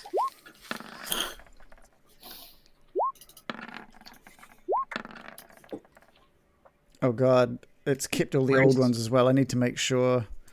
Oh, there's 2 from Loris and 2 from everybody. I really messed it. I'm not seeing that. oh. No, I am. As the DM, I am. I see all. What did you? That means 13 What- turns each. What doesn't everyone? What doesn't everyone tell me what they got? Reese. Sig rolled 14.14. Okay, I rolled 18.13. cool. Hey, hold on. Bill rolled 22.14. I was just going in the order in the chat room. In the chat. What? Yeah, Mine's sometimes mine's Out above of you. order. Ah, This is a mess. Orders. This is an absolute mess. I have rolled it. Sorry, Loris. What'd you roll? Sorry, Joe. I have rolled a 14. Okay, and the I Baron. rolled a 15. Okay, cool. Let's get Duran in there as well. Does he? He should have a button somewhere for me to do this. Learn how to play, Reagan. Jeez. come on. How many movies are this? All right, he's rolled a 14, and we're going to get the zombies to all roll together, just so we don't have to spend all that time figuring stuff out. And they have not rolled well with the really pathetic 3. Okay, well, we'll go to the top of the order here. Loris, you don't really even know there's... Gil rolled a 22. Where's Loris Or showing someone at the rolled top? 22. Oh, yeah, there's 2. All right, Gil- let's move Gil to the top for some reason. Bill. Oh, you got to change your name there as well. We don't need to change my name. I don't know. Everywhere. Somewhere please. in Oh god, there's somewhere else. Right. Here we go. yeah, somewhere in Got roll it. 20. Change your name. Save name. There we go. Yay! Oh, that's weird. For some reason, yours. Okay. All right, Gil, Bill. You're at the top here. So you've seen Sig sort of knock on this door, give you a little hand signal, and then push into the room. You don't know what's in there, so it's just your turn to move or do whatever you need to do. Yeah, I was following him anyway. So just continue following him up to here, and can I see into the room or? Yeah, you can sort of see past Sig a little bit. You can see that there's multiple forms in the room, but you can't really make out what they are with Sig's frame in the doorway. Oh, I don't know that there's zombies.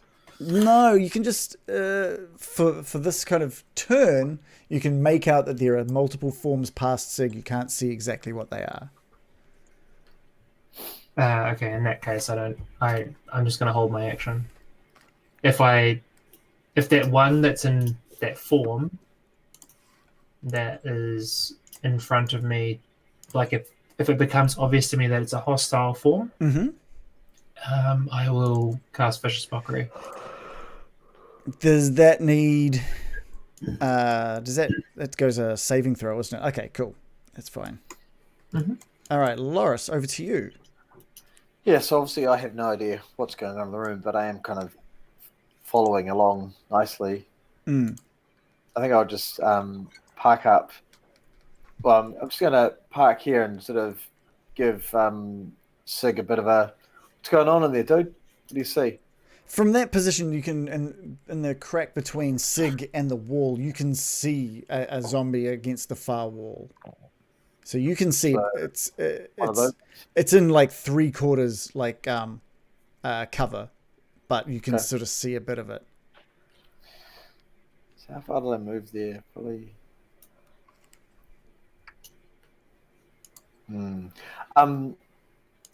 If single, it reduces your movement if you're passing someone, eh? Yeah, you reduce it by half.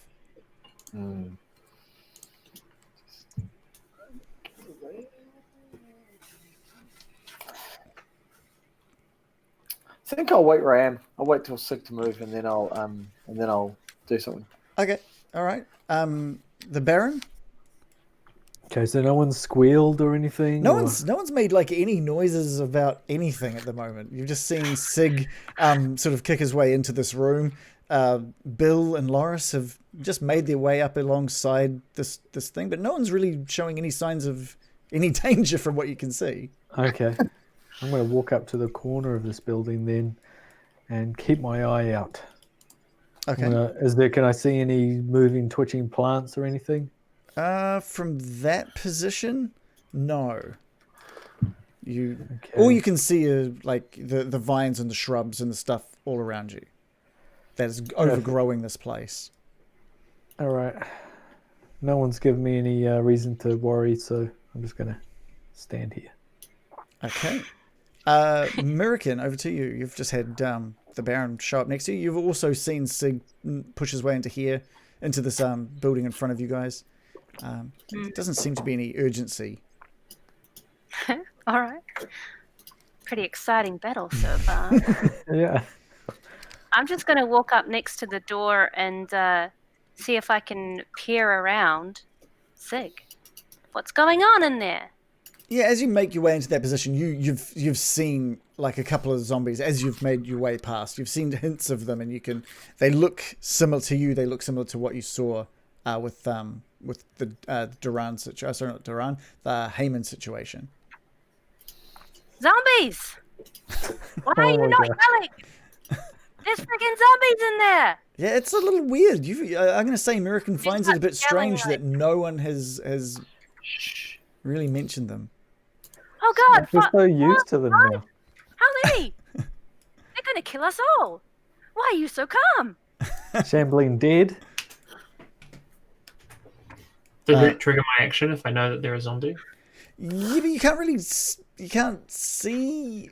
You only see hints. I mean, I don't know. I guess you could aim that at a gap, at the small hint of a zombie that you can see in front of Sig. Is there a terrible smell coming out of the room when he opened it? It's like, so what happens is I call something out and then they wisdom save on it, and if it's bad enough, they take damage. Yeah, we can give that a go.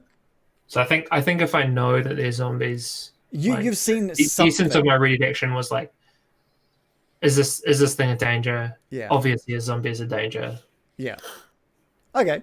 Yep. Sure. So you can. So we got to do a saving throw. Yeah. Yeah. I'm just gonna call out. What's a skeleton's favorite plant? A bonsai tree. Oh. You like that? That was like an undead and a tree pun. Yeah, that was good. No. Unfortunately, the zombie has rolled a 16. Oh, God damn it. Mm-hmm. And he just brushes it off with a bit of ash. A bit of ash flies off. So, American, was that all of your turn? No. Before my turn ends, I'd like to... I may have mentioned earlier as we entered the area that American took something out of her pouch and started smoothing it over her arms. And if you look over to her now, you'll see that her skin starts spreading. Over the skin starts spreading a kind of hard wooden texture, and you realize that she's armored herself with bark skin. Ooh, nice. And for her action this turn, she is going to shoo her babies off her shoulder and say, "Stay safe, stay safe." And then she will transform herself with wild shape into a giant wolf spider. What? This is insane. Yes. Okay. This is awesome. I don't have like a nice little spider thing ready for you. I should have. I'll just hang around in bark skin. So how big is a wolf spider? This is it's a decent size, right? It's about the size of like a dog or something, right? Large dog size, yes. Whoa. Okay. So I'm Saint just Bernard. gonna hang out with as a giant wolf spider covered in bark skin armor, waiting to mess something up. Yeah. I do want to remind you guys that this building has no roofing on it. Like I said, it's open to the weather. I just want to. All right. In which case, I will use my remaining movement to climb up the wall and perch atop those walls, ready to Okay. strike. You guys should just shut the door. So what? Okay, that's cool. So you've just transformed down into this wolf spider. You've got these two smaller spiders sitting on sort of a part of your body as you spider climb your way up. Now, I'm assuming as a wolf spider, do you maintain that bark skin? Yes. Okay, all right. It is a concentration spell, and concentrations are not broken in wild shape. Oh, right. Okay, cool. Because normally wild shape would be a concentration spell, but because you are who you are, it's not. Isn't that right? Because you're of the circle of the forest or whatever it is. Something like that. So that's cool. That's really awesome. I don't think it's to do with the circle. I think that's just the rules of wild shape. Oh, really? Yeah, wild shape's not a spell. Oh, well, that's seriously cool. Okay, so you're like a wolf spider with bark skin. And that raises your like armor class to what, 16, is it? Yes. Yeah, it's a tough spider. Okay, cool. I'm going to let you keep track of your HP because I don't know how much HP a wolf spider has. Have you taken a look at that? It has 11 hit points. Okay, cool. All right. That is an awesome turn. Sig, you've just... Actually, you haven't seen any of this. You do hear sort of scuttling up a wall behind you. You can turn and see just this enormous wolf spider up on the top of this wall behind you. You have no idea that it's American. Uh-oh. And you have got a room of these ashen spiders in front of you. Zombies, sorry. So Sigur's got his hammer out, and he's just going to slowly push away the zombie in front of him as he's explaining to his party what's inside. He's like, half a dozen, and he's just going to topple over backwards onto his back prone, just freaked out at the giant spider. Okay, you're going to get that zombie's going to get an opportunity attack here. And he gets a nat 20. Ooh. So he just as you go to move, it goes. I know what you're about to do. Just as Sigur's midair falling upon his back, he's just going to sweep his hammer out at the engaging zombie and use his Battle Master ability of parry To reduce the sweet stuff. So roll. When another creature damages you with a melee attack, expend one superiority die to reduce the damage done by my superiority die plus my dex modifier. Okay. So I get to roll a d8, and I plus 2 on it, which becomes a 6 plus 2 is 8, so I reduce the damage by 8. All right, so you take 5 damage as this thing scratches across you. It just slams its sort of ragged claw of a fist against you. So you fell onto your back, so you're now prone? Okay. Is there anything else you wanted to do? You've still got a lot of movement if you wanted to. So, And an action.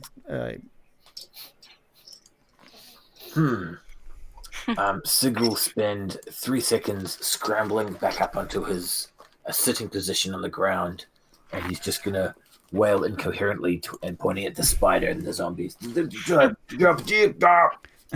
Okay. All right, it's Duran's turn.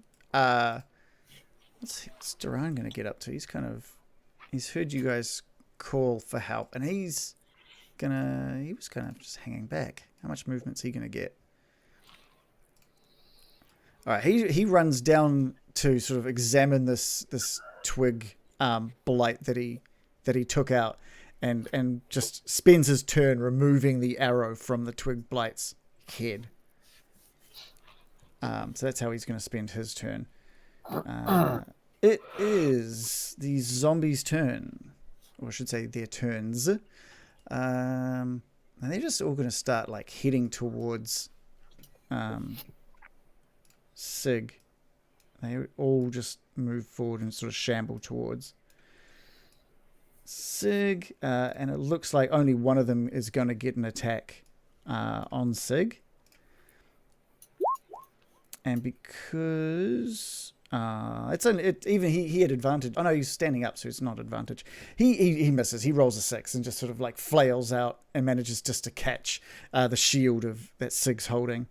And the rest of the zombies are just in the room, and looking up at this spider as well. They don't seem to be. I don't know. Don't seem to be aggravated by the spider, from what you can tell, American. It is Gil's turn. Gil, you've seen Bill's turn. I need to get that changed. Bill has seen Mirakin change down. First, her skin harden into this bark-like substance, and then shrink down into this fat, juicy spider as it makes its way up the wall and perch itself on top of the wall. Truly terrifying.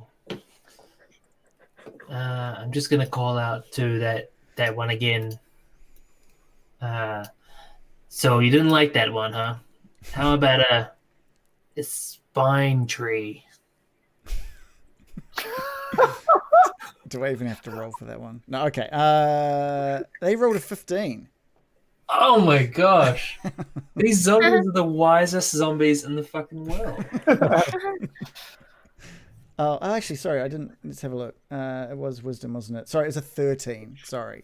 13's still a pass. Okay, cool. Okay. Anything else, Bill? No. That's it. No That's my movement. whole turn. Okay. Loris, back to you. So Sig is sat on the door outside the door. So he's sort of sat on his butt outside the door. He spent a bit of time getting back to his feet. Oh, you're on your feet now? Yeah. Okay, cool.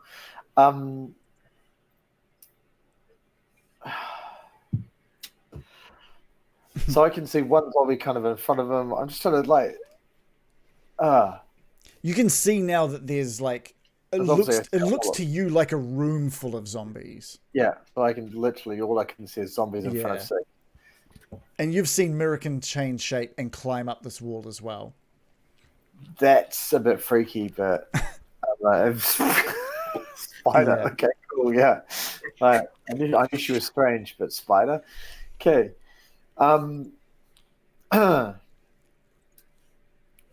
Okay, yeah. So basically, yeah. So Sig's just gonna. Sig. Loris is just gonna do what he normally does. My brain's not thinking tonight. Sorry. And I'm gonna have to do it. It's Ray John kind of. Yeah. Snarling, grumbling. Man, my throat gets fucked up when I do that. It's worth it though. Yeah, it's totally So worth good. it. Anywho, so Ray John, I'm gonna, if Sig will allow me, I'm just gonna kind of push Sig out of the way, and charge into this room. If Sig's gonna allow it. Yep. See if Sig's putting ears. Cool. So yeah, so basically just gonna shove Sig out the way and face off against this the zombie in front of him, and aim to smash him in the head with my axe. Yeah, roll to hit. Because there hasn't been any bloodshed in this battle. It's No, really not depressing. yet. So I rolled a 22 Oh yeah, that's definitely a hit. with 7 damage. Where are you aiming on with the zombie? Just the Forehead. head as always? As always. Yeah, okay, cool. So you bring that axe down and it sort of chips down into its shoulder. And there's a big sort of like puff of ash that comes off the moment that you hit. Could you give me a Constitution saving throw? Sure. Yeah, with pleasure. Constitution saving throw. I rolled an 8. All right, so yeah, your axe goes into it, and this puff of ash comes off its skin, and it sort of coats you, and you breathe it in, and you start coughing, and it's kind of irritated your eyes. It's in your lungs, it's in your mouth, and what this means is you're going to have disadvantage on all attack rolls, all saving throws, all ability checks for the next 10 rounds. Okay. Fuck. Yeah. Alright. So I'm just going to put a little marker on you just so we know that is. Sure. Yeah. Is there anything else you'd like to do with your turn? Does that so given when I'm raging, I get an advantage on strength checks and saving throws that are not attacks? Does that just mean I'm at non-advantage? This is cancelled out. This is cancelling out any of those benefits. For the next minute, you get disadvantage on all those rolls. Oh, man. Okay. Oh, so not cancel. It's like over and above. Yeah, yeah. That's how we're gonna rule it. It gives you disadvantage. So a double disadvantage. That's cool. I can do it. That's fine. Okay. Cool. Anything else, Loris? Yeah, no. I think given I've just had the wind knocked out of me with that one. I'm just sort of ready to go to battle again. But I'll have to wait. I was thinking about pushing, like having my axe in and then push in, but I'm not sure whether you'd allow that. Because I want to get in the room if I can. Right. Well, I was just taking a look. So we've got people saying that it should just cancel out the advantage, so you're at normal rolls. How long does the rage last for? A minute. Okay, all right. So it basically has just cancelled out your rage. Then we'll just say it snapped you out of your rage. That's fine. I can deal with that. Okay, cool. All right. I was going to say I was umming and ahhing about whether or not American was going to have to take a roll for that as well. But I'm saying that the height advantage that she's had from that wall has meant she's out of the range of that ash puff. Now, what did you want to do? Sorry, you wanted to.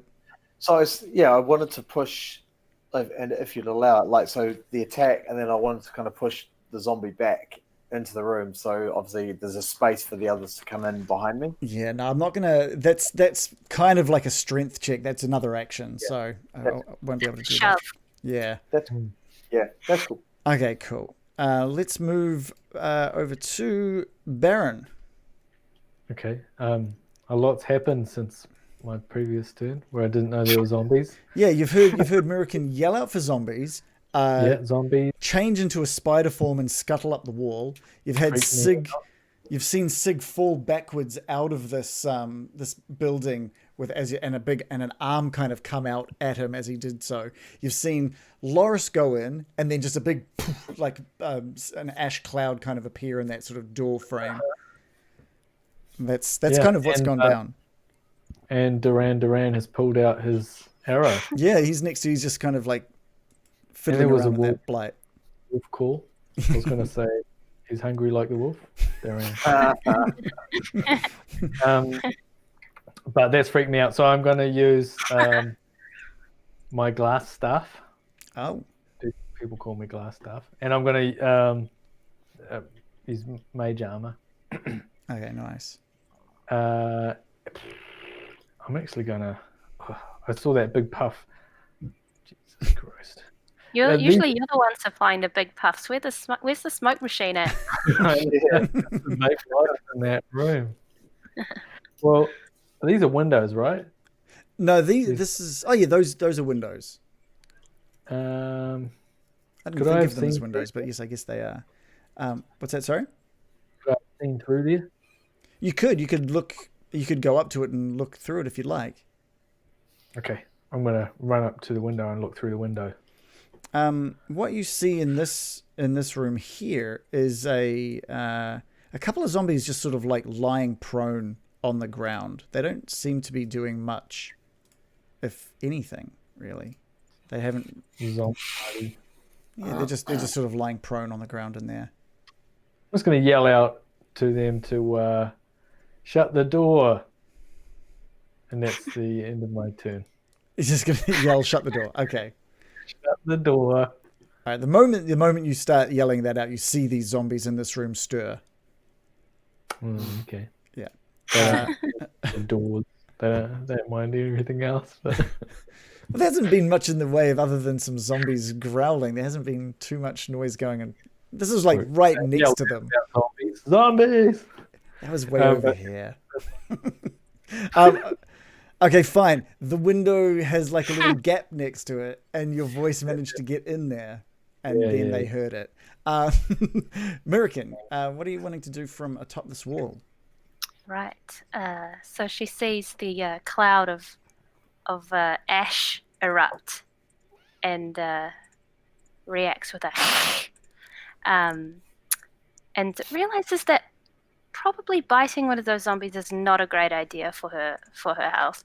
So what she does is she scuttles across the top of the open walls, keeping at a height range, and scuttles around to the dividing line of the wall, which it won't let me sit on top of, but I'm trying to hold alt down when you move. And I'm holding alt. She holds alt to stand directly on top of the wall, and uses her bonus action to actually transform back into her normal elven form, still with bark skin. Okay. And she is going to use her advantage, her inspiration, as she calls out, "I'm really getting sick of all of these zombies!" And she casts Thunderwave. Oh! Which I do with advantage. Ooh, okay. I get to choose which level I'm going to cast it at. What does it do? So, what's Thunderwave do? I'll cast it at level 2, and I'll tell you what it does. All right. So, Thunderwave, a wave of thunderous force sweeps out for American as she holds her staff up into the air and summons lightning down. Each creature in a 15-foot cube originating from me must make a Constitution saving throw. Okay, so I'm going to aim that towards the whole room full of zombies, just filling up the whole room with thunderous lightning. Nice. So you'd be able to... That is... from what does my wall to inspiration get me for using that, though? Does it give them disadvantage on their Constitution we'll give them disadvantage. So it's a 3x3 square. A cube. Yeah, so, well, I mean, up and down as well. Not in the air, but yeah. But it does help since you're up in the air, so that's pretty I'm up good. in the air and it crashes down upon them. Yeah, so where would you like your 3x3 square placed on this map, just so I know who's getting caught up in it? I'm going to target all 4 of the zombies closest to me. Okay, cool. That are standing in the doorway. Yeah, cool. So I encapsulate 4 zombies in the blast of the thunder. And it's a Constitution save. Yes. We need to make some rolls. It looks like me as well in that 15-foot. No, we'll just make it higher. We'll make it the one up. I've drawn on the map there. See? Okay. Cool. Okay. So, and they have to get, they have to beat 12. All right. So the first zombie. And do they have disadvantage? They have disadvantage. Yeah. So the first zombie, which is the top left of the 4, yeah, the one closest to American, fails. Oh. Yeah. The one next to it, to the right of that, also fails. Oh. The one in the bottom left also fails. Excellent. And the one She's got her arms raised high in the air, calling down all the lightning. And the one in the bottom right saves. Oh. All right. So on a failed save, the creature takes 2d8 thunder damage and is pushed 10 feet away from me. What's that? On a successful save, the creature takes half as much damage and Okay. isn't pushed. Also, guess what? I cast it at level 2, so the damage increases by 1d8. Yeah, that's awesome. Okay, so I'm just going to do some math here on all these zombies. So the damage has been rolled. So what's that? 18. Man. Yeah. Um, Impressive. getting confused by all of these numbers, but I'm feeling very powerful. Nine damage on that one that saved. So it takes half, is that right? Yes, and the ones that didn't save are pushed 10 feet away from me the last thing it does, it emits a thunderous boom, audible out to 300 feet. Oh, so damn! He didn't know we were here before. He knows we're here now. Okay, yeah. So okay, so a few things happen. Okay, you hear.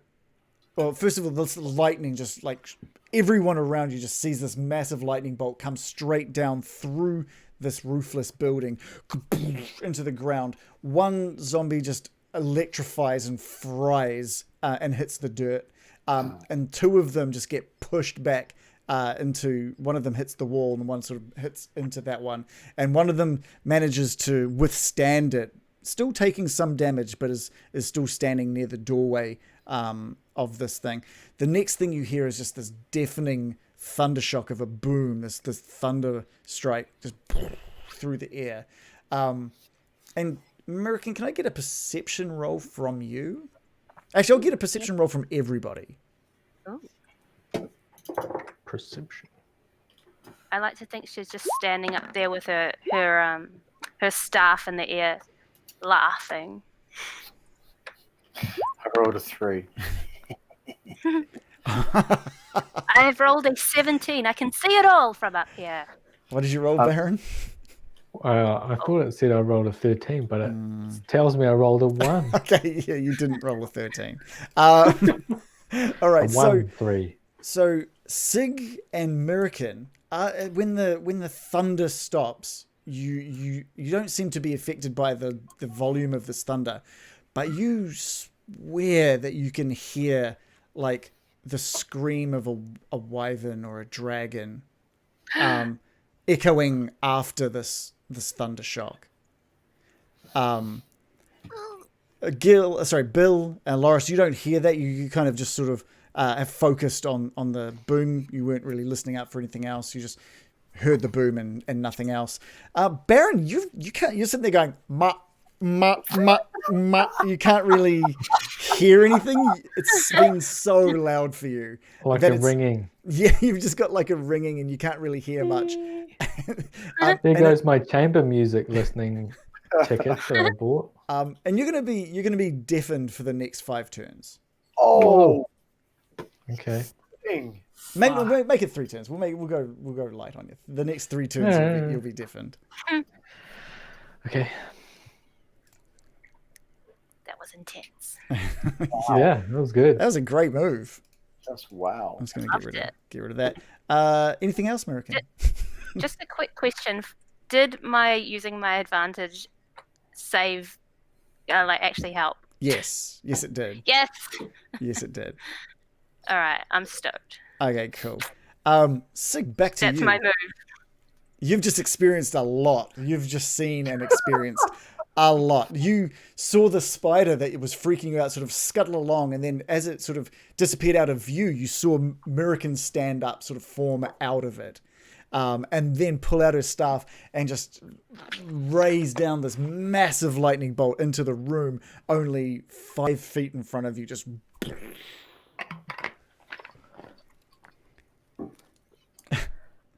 He's speechless. All right. Sig is pretty pumped now that he realizes that the spider was a friendly, not a foe. And he's going to decide to capitalize on this moment and zoom into the room. And he's going to call up to Mirakin, mess him up!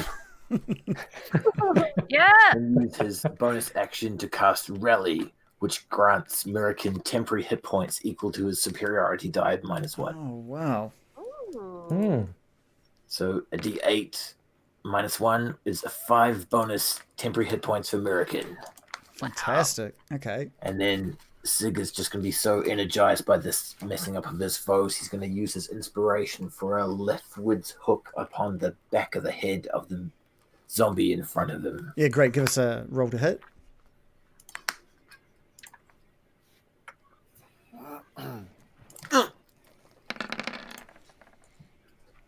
An 11, and luckily I used advantage so I can roll it again. And An 8. That's a hit. That's a hit. So let's take that first roll. That's 11 damage. That's pretty good. Unfortunately, the zombie is still standing with that hit to the head. It kind of just slams into his head, and again, a big puff of smoke comes off of this zombie, and I'm going to need a Constitution saving roll from you.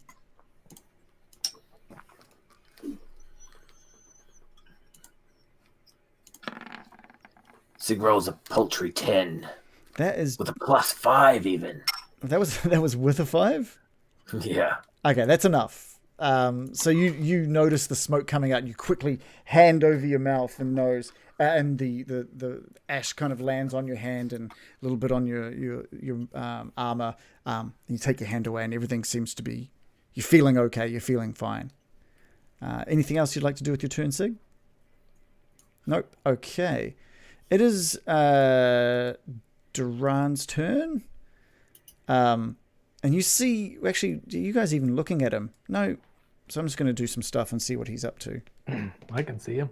Oh, you can actually. You see him get out his club. He puts his longbow back onto his back, and you just see him sort of running further south towards what looks like a shrub, and he just lays into that shrub. Whoa. And I hope it's just a shrub. Yeah, I know. He's just trying to look tough. Yes, that was a bad shrub. He hits, and he rolls a nice. You see him just lay into the shrub, and he's just beating the shit out of this shrub. And Captain Pollution over here. Yeah, and you can sort of just faintly make out a bit of a sort of a bipedal form from it, and he's just like laid waste to what looks like another blight. I'm gonna yell out, it looks like I had a view to a kill. Oh. All that comes out because of your like deafened. Go. And no one. Duran just Sorry, like I'm looks. sort of stealing Gil's shtick here, but they're Duran songs. So. Right. Bill feels like there was something there, but he's not quite sure what it was like. It is the zombies' turns. All right, so the one closest to Sig is gonna attack out at him yet again. I'm gonna use cutting words. I'd say you'd see him just. So do you want to do it on the attack or the damage? What are you wanting to? If it damages, I'm gonna do it on the attack. Okay, cool. All right. So I'm just gonna try to distract him by calling out, "Who dressed you? Have a zombie and Stitch?" Oh, I like that one. I don't have to roll for that. It just happens, right? You roll a. Oh no! It just happens. It just happens. Yeah. Yeah. So I reduce it by 1d6, which is a bit meager, but yeah, it's. So was the joke. So it's definitely a miss. It just sort of like smacks off more of this one. Kind of just like it's just like a poultry kind of attack on Sig, having just like been brained with this hammer earlier. But the other zombies make their way forward. One of them is just sort of scratching at the wall up at Mirakin, and then the other moves in to get an attack on Sig. Doesn't Sig have a thing when people miss him, he gets to do stuff? Yeah, Indeed. But he didn't do it that time. This one's rolled an 18. It's another miss. Blocks it with his armor class of 20. Man, you're a beast. So yeah, another zombie sort of just like up against you, just like face scratching at your shield, and you're just hunkered down. Just not a problem for big old Sig. It is Bill's turn. I didn't even think about this. I was so focused on the Bad jokes. on the previous joke. Just in that warm glow of that How high great up is pun. America? What's that? Sorry. How high up is America? It's a normal sort of height, so it's probably like 2.5 meters up. What's that? Okay. 9 to 11 foot high. 11 foot, something like that. I don't know. How does the feet work? It's I a don't wall know. height. I'd say The it's height of a wall. It's a height of a wall. Okay, I'm gonna.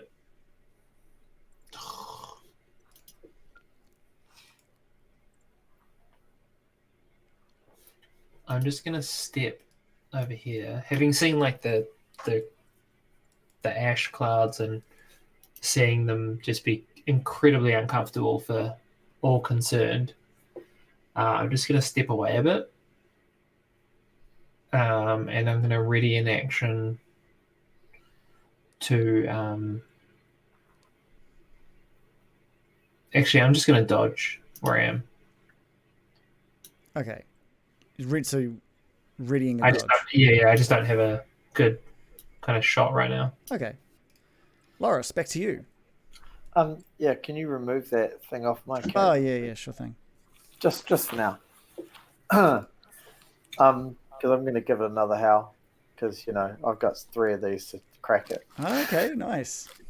and I want the team to have the advantages from their attacks. Okay. So I'm going to try not to crack my voice while I'm doing this. So yeah, Loris is just going to flick on his rage again. It's going to be.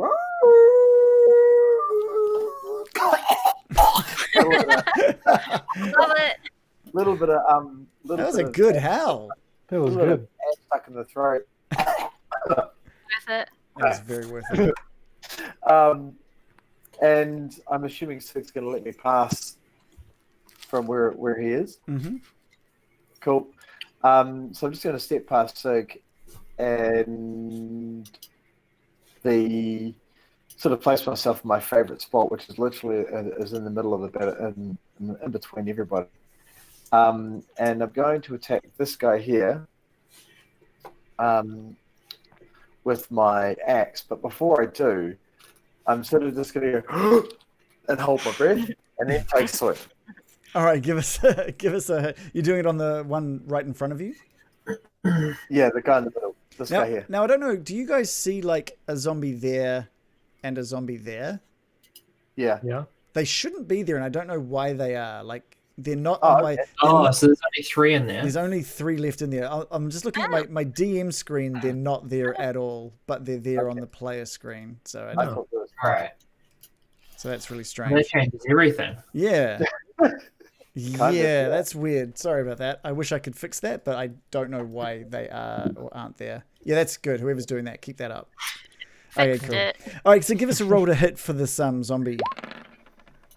All right, I roll a 22, doing 14 damage. Yeah, that is Wow. good. That is a good hit. Wait a second. What's going on here? I swear I reduced. Sorry, I'm just looking at their hit points, and they should be much lower than what they were. How much damage did they took? They took 18 damage, didn't Yeah. they? All right, Yeah. I'm just gonna make sure this. And one took 7 from my earlier attack. Yeah, no, that's cool. All right, so that is definitely a hit, and with that amount of damage, you just split again the zombie like straight down the middle. But unfortunately, a big puff of this cloud comes up off it. I'm going to need you to roll. Constitution save, yeah? That's the one, yeah.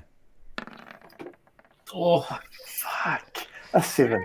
Yeah, you've taken that big breath. You've gone and prepared, and you just exert such a huge amount of force with that attack that you just naturally, you kind of like, you see that you've split this thing neatly in half, and you take a big breath in before you just cheer that you've defeated it. But you're taking a big breath of this ash, and it removes your rage yet again. I do just need to have a little. I don't think I'm going to be able to make a Constitution saving throw. 5 plus the. How much damage did you give it? That was like. I gave this isn't it going to work. your lots. 17 plus 3. Oh, Oh, okay. This, despite being split in half, this zombie manages to like pick itself back up off the ground, and it is like standing in front of you, almost like a scene out of Terminator 2, where it's kind of like in half like this, just, and he's standing, but only just standing I hate zombies. in front of you. Anything else, Loris? Sai's been incredibly frustrated that it's 2 rages I've blown away. Yeah. I'm done. Okay, I'm done. All right, Shannon, it's Come your turn. undone. 'Cause that's another Duran Duran song. That's- Okay. Shannon, you're not really sure what's going on other than what you can see. The sound of everything is still kind of gone. You just hear that really harsh ringing in your ears. Really loud. Yeah. And I'm looking through the windows at these 2 zombies. Which they're in a now standing position. Yeah. And they look like mindless zombies, do they? Yeah, they're just mindless. What you can sort of see in that room is it looks like it might have once been like a kitchen area a long time ago. Doesn't look very sanitary. No, not with the living I'm going to dead. cast Ice Knife. And a 16. Yeah, like a 16 is definitely a hit. Oh, yeah, okay. What is that? So That's that how you would- want to do it, right? Yep. So it'll hit that one there, doing 5 piercing damage. And then if they both fail a save of 13, then they'll take 7 damage. Is that a dex save, is it? Yeah. Okay, that one did not save. And the other one did not save. So neither of them saved a dex, Okay. dex save. So on that one takes 12 damage, and that one takes 7 damage. Some good damage. 7 damage for this one. Cool. They both, as that ice knife hits the first one, and a big puff of ash comes off that one. Oh. And then when the ice knife explodes, it almost does like a what is that effect? It blows up here and then it blows up over here as well. Jazz hands. Jazz hands effect, like this. They both let off a big puff of this ash cloud, but it seems to be contained to the room that it's in. Oof. Yeah. All right. Yeah, you're just out of position there, so that's all good. Phew. Yeah. Anything else, No. Baron? No. Okay. No, I'm just gonna try and listen to stuff. Okay. Cool. Still just concentrating on trying to hear anything. Let's have a look. American, we're back at you. Right. Well, they're very hardy zombies, aren't they? They're a bit. Yeah, they seem a bit hardier than the ones that you last came up against. So American slams down her staff yet again, but this time you see a spiked thorny whip come flailing out of the base of the staff, and it targets the zombie just beyond Loros, and is going to attempt to whip around him and pull him at high speed towards her. So... Towards you and Loris, I guess. And what I'm hoping is if I am able to do it, Loris will be getting a reaction attack. And I'm going to try. I don't know if it hits, though. I've rolled a 10. A 10 is indeed a hit. Right. So my hope is that I'm pulling it past Loris, and I'm hoping he can get a reaction attack. And then I'm going to pull it towards me at full force and try and slam it into the wall as hard as I can. Okay. So it's up to you how you want to play that. Yeah, the thorn whip just wraps around this the zombie, and it just like shreds massive chunks of skin away from it as you try and pull it towards you. I'm just gonna roll. How much damage was that? And that does 4 piercing damage. So 9. Rolled a 9. Okay, cool. It just gets a bunch of its skin and muscle fiber just gets torn from it with the thorn whip, and it just goes flying towards Loris, but crumbles into a heap on the floor before it reaches him. Yeah, it looks dead until it slowly rises up back to its feet, looking incredibly worse for wear, but it is still barely holding on to life.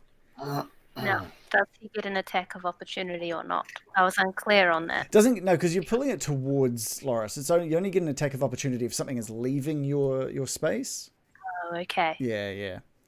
That's all right. It's right. That is my turn. Okay. Sig, back to you. Sig matter-of-factly readies his hammer and swings it across into the zombie in front of him. I need to see where you guys are. This is getting tight. Oh, okay. The one that basically just got dealt by the thorn whip. Okay, give us a roll to hit.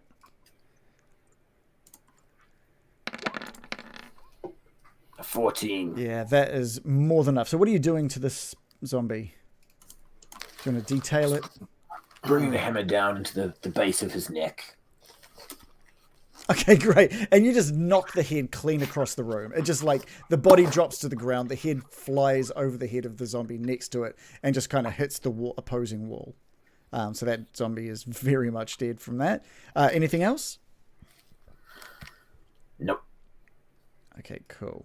We're back with Duran, who you guys haven't really seen much of, but Shannon has seen sort of just skulking around beating the crap out of twig blights. And he you see him sort of, Shannon sees him run off out of sight into this. Well, it's not really out of sight. The walls are all crumbling down. You see him sort of run into this room, and he's still got his club in his hand. And you just see him you can't really see what he's hitting at the moment, but you just see him smashing down on something. Jeez, he's gone nuts. He's gone nuts. It's not It's got bad taste. All right, so that's Duran's turn. We're back with the zombies here. We've got two that have Loris next to them, and they're both going to attack. They're both going to attack Loris. The first one rolls a 19. Ooh, that's a hit. And the second one rolls a 15. 15 is equal, so that's a hit too. That's a hit. All right. So these two zombies just sort of like fall onto you, attacking, and they're both slamming away at you with their fists. One doing 4 damage, the other doing 3.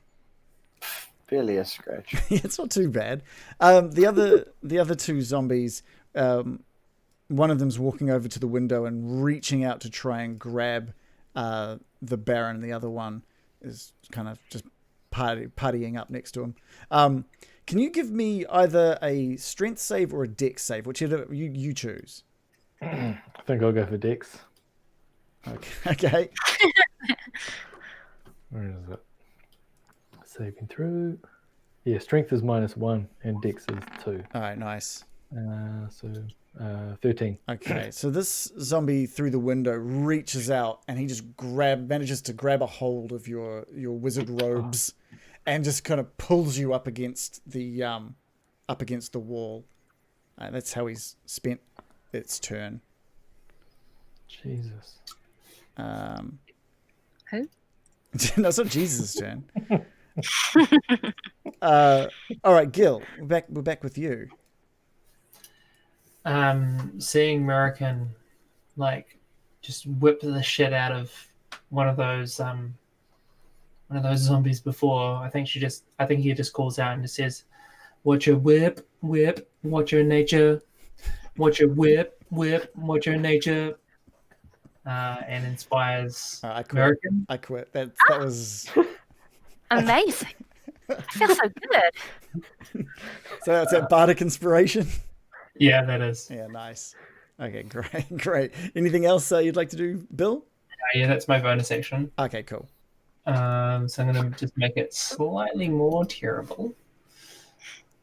The inspirations are very similar to the attack. Yeah. Although, to be honest, But- his inspiration ones are definitely uplifting. They don't feel like Yeah. digs on anyone, so they're good. Yeah. I like them.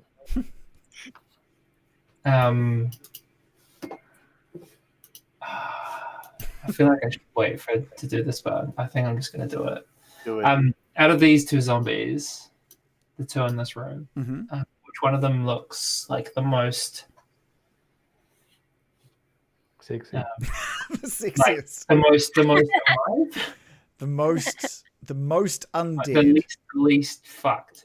Most undead. The most undead one. Okay, it's probably the one to the right of Loris. There's two zombies in there at the moment. The one right in front of him has been split almost neatly in half and is barely holding on to whatever living entity it has. The one on the right of Loris is still whole, although not would be looking bloodied if they had blood. Okay. Oh, it looks bloodied. It would if it had blood. The one on the right. Yeah. It's looking battered? I don't know. Okay. I think in that case, I'm just going to call out. You think you're pretty fly for a white guy, right? Oh, All right, and that's us for the night, guys. So, Like white zombie? Is that yeah. I assume it was. Yeah, They're all WIGHT. pale. Wait, what? White. A white. White. Okay, I got you. The name for like an undead creature, the Is it white. an undead thing? Right. Yes, I know what you're Enthralling. Oh boy. The DM is not impressed. No. There's some stuff going on. Oh, have you got sorry. like a complaint from Twitch? they've taken away our affiliate status because of that one. No, sorry. I'm sorry. I need to go back. So, Bill, what was going on there? I did miss what you were saying. Sorry, that was very bad of me. Oh, it was just a white guy. A white, WIGHT. WIGHT. I don't even know if that's a thing. So that's cool. A white is like an undead. There we go. Yeah, I thought you were yeah. talking about his complexion, being dead and all. Well, I mean, like it was the whole pun. Yeah. But I feel like it feels worse now that I had to explain it. everyone way else better. got it because they live in a fantasy world and they're like, Yeah. oh, that's good. Oh, that was very good. And so that's a wisdom saving throw. Yeah. They rolled a 15. These guys are very good at rolling. But that's minus 2. Minus 2 is 13. It's enough. That's no enough. dwarf, 7 whites. That's hilarious. Anything else, Bill? No, that is my entire turn. Okay, Loris.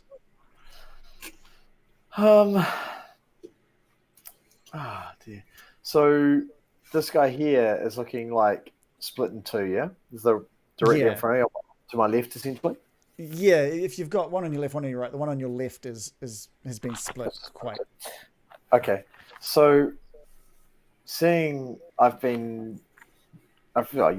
received like a lungful of ash every time I've cut one of these guys, I'm just going to try and I'm not going to like He's going to lick this one to death. Oh, yes, no, I'm not. That would be disgusting. Just vape it directly. That would also be kind of cool. But no, what I'm going to do is just going to grab the two pieces of his head and pull it apart. Oh, But yeah. Like, just finish the job. So I'm Okay, just gonna- great. Won't make Give us any an unarmed attack. Roger. Unarmed attack coming up.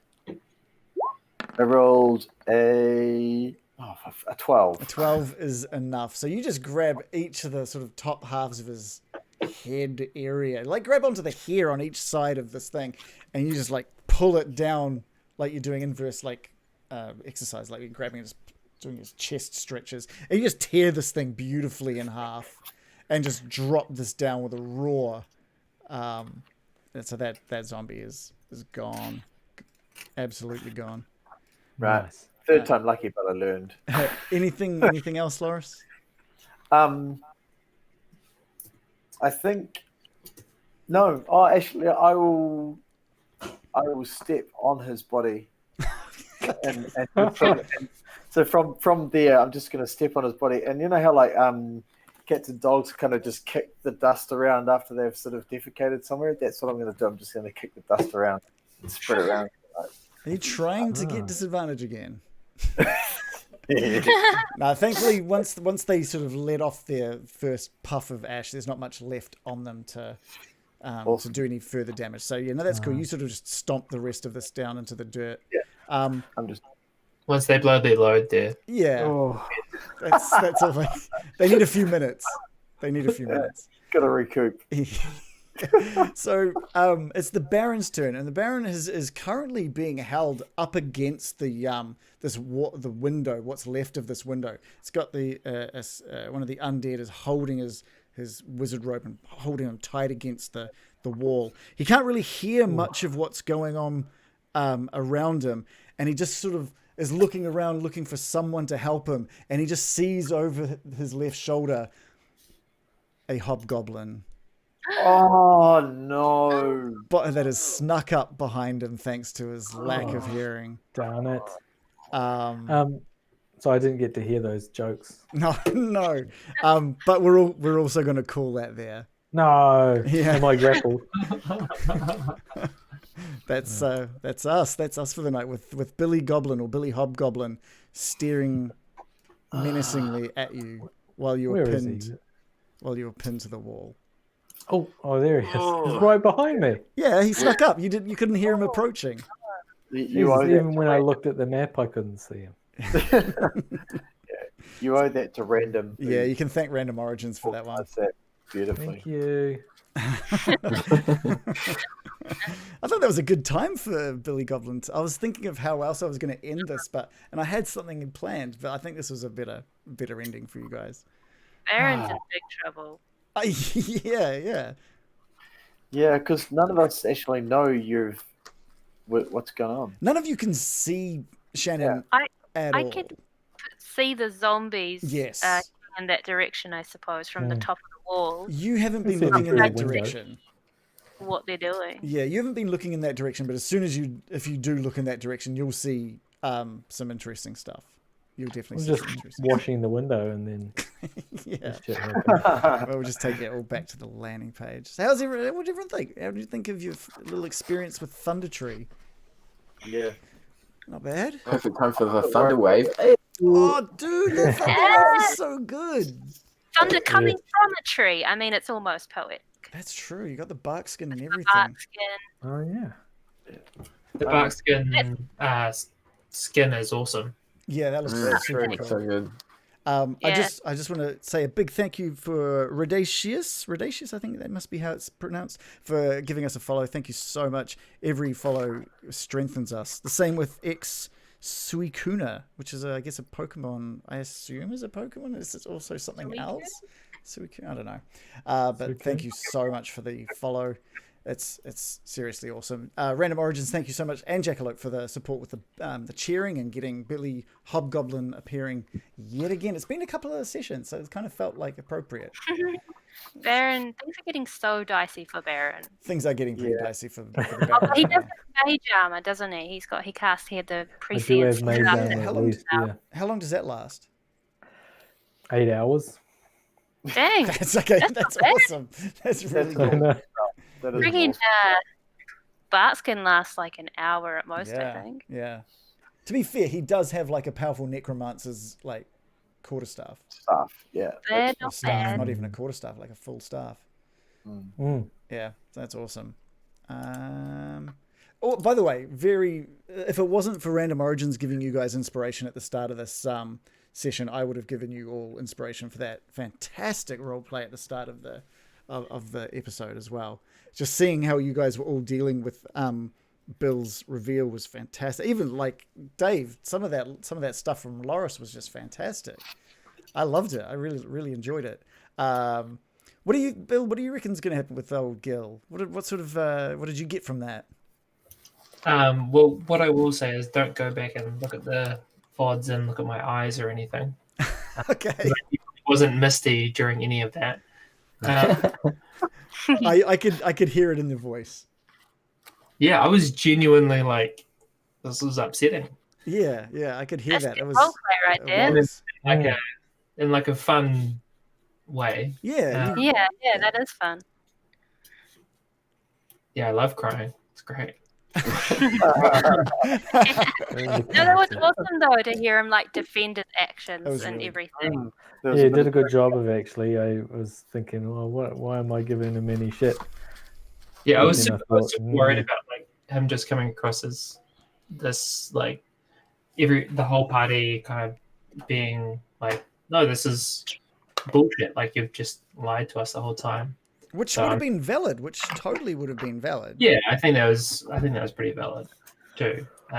But like the receptivity was pretty cool, and then also like the opportunity, Reagan, that you created for him to kind of explain a little bit why he's done some of the things that he's done, and like how a lot of them are just kind of his perspective. Yeah. I'm really thankful that you gave me the opportunity to help create some of this backstory. Like a lot of this, John had no idea was going to happen. But first of all, he didn't know he was going to meet this person, and then I've kind of created a lot of this backstory alongside with John. But I have kind of filled in a few blanks, I think, for John. I was saying while you were away during the break, I was like, that was super. It was actually great to have that kind of like I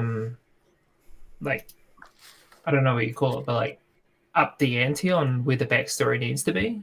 Like kind of not necessarily like saying, hey, here's your backstory, but being like, hey, this thing is going to happen, and because you don't have a backstory or a fleshed out backstory, like you need to resolve these things. So that was actually super useful from my perspective, because it meant that I could go back and go, okay, so I generally have these ideas, and now I can give them some color based on what you've said. Yeah, and everything you've sort of told me about your backstory just sort of helped make my sort of details just a little. I could be a little darker with them. I could be a little like Gil was enjoying the fact that you've helped bring his standing up in his hometown because of your heroic actions, not his. And I knew after what we were talking about that would be totally something that would just bring Bill down even more. Yeah, that was a real turning of the knife. Yeah. For me, and that was probably one of the parts where I was like, that's actually like really, like in a role playing way, like really gets my goat up. Yeah. But in like for Bill, not for me. Yeah. That was cool. That was a really nice moment. Super cool, because I was like, there was this whole like thing about like luck of the draw, and if you're lucky, you have a charmed life, and then so for that to happen, and then just be like, you just fucking like are always getting this charmed life. Like it doesn't matter, even if I am doing like really positive things. Yeah. You are the benefactor of that. Yeah, this is the first time like Bill has done something super heroic and he's not going to get the claim to fame for it. Yeah. People are only going to remember Gil. I like how Gil just left abruptly, and he was just mug, and it's just like the start of a great villain. Yeah. Like, sticks the knife in, leaves, see ya. The other thing I really enjoyed was like everybody's advice. Like I thought that was really cool. Like Bill might not be ready to hear.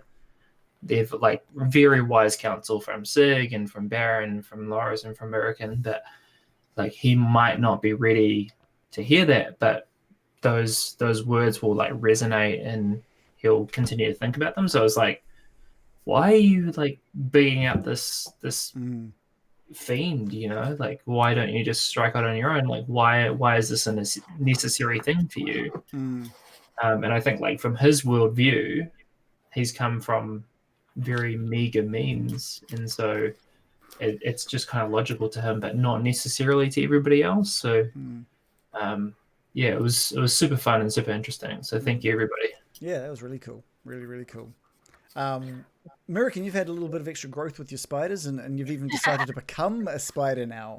What are we seeing with American? Is she going to become like the spider queen? She's learned to love the spiders, so I just had to roll with it. Yeah, I was. Wait, isn't it Big Bear the spider? Yeah, I actually am loving that that's actually happened because it's such a parallel. If there's a spider off at the end, that's going to be insane. American is the black spider. Yeah, that's my surprise. You guys thought Bill was bad? I'm gonna out Bill. Yeah. I wasn't wanting to reveal this extra little nature of the spiders quite yet. But you've kind of had a bit of a hint of it now. The spiders are very intriguing. Yeah. I hope everyone doesn't mind me chatting away to them every so often. I don't want to bore everyone to death with spider talks. Yeah. No, I like that. Spider talks is funny, good. yeah.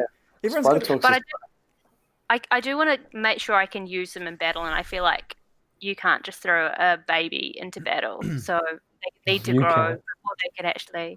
I mean, I know Loris would throw a baby into battle, Yeah. but how else is the baby going to learn? You know? he'd be Yeah, like, you just have the to baby is weak, it deserves to die. Give it a stick, throw it in battle. If it doesn't come back, it didn't learn. No way. Bob These Slayer. babies, what do they have 3 hit points? It's, 3 hit I'm not points now, risking yeah. them dying. Bob Slayer in the chat saying you can totally throw a baby into battle. But I mean, I think that's a typical D&D player right there. yeah. I'm really keen to see where the spiders go. Hunster was saying the same, especially with their phase ability, just to see what they're going to happen. What's going to happen with them next?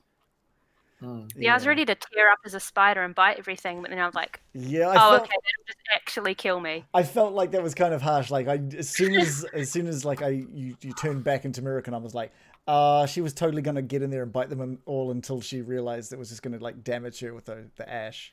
It was okay, it allowed me to get a vantage point and stuff, so it was still helpful. Really good vantage point. And it freaked Sig out, so that was a bonus. What an entrance. Pretty intimidating. Yeah, that thunder spell. And plus, American and Sig, you guys have heard what sounds like a dragon or something. Hey, that's pretty scary. We're not ready for a dragon yet. We're not even anywhere near Level dragon. level 3 versus dragon.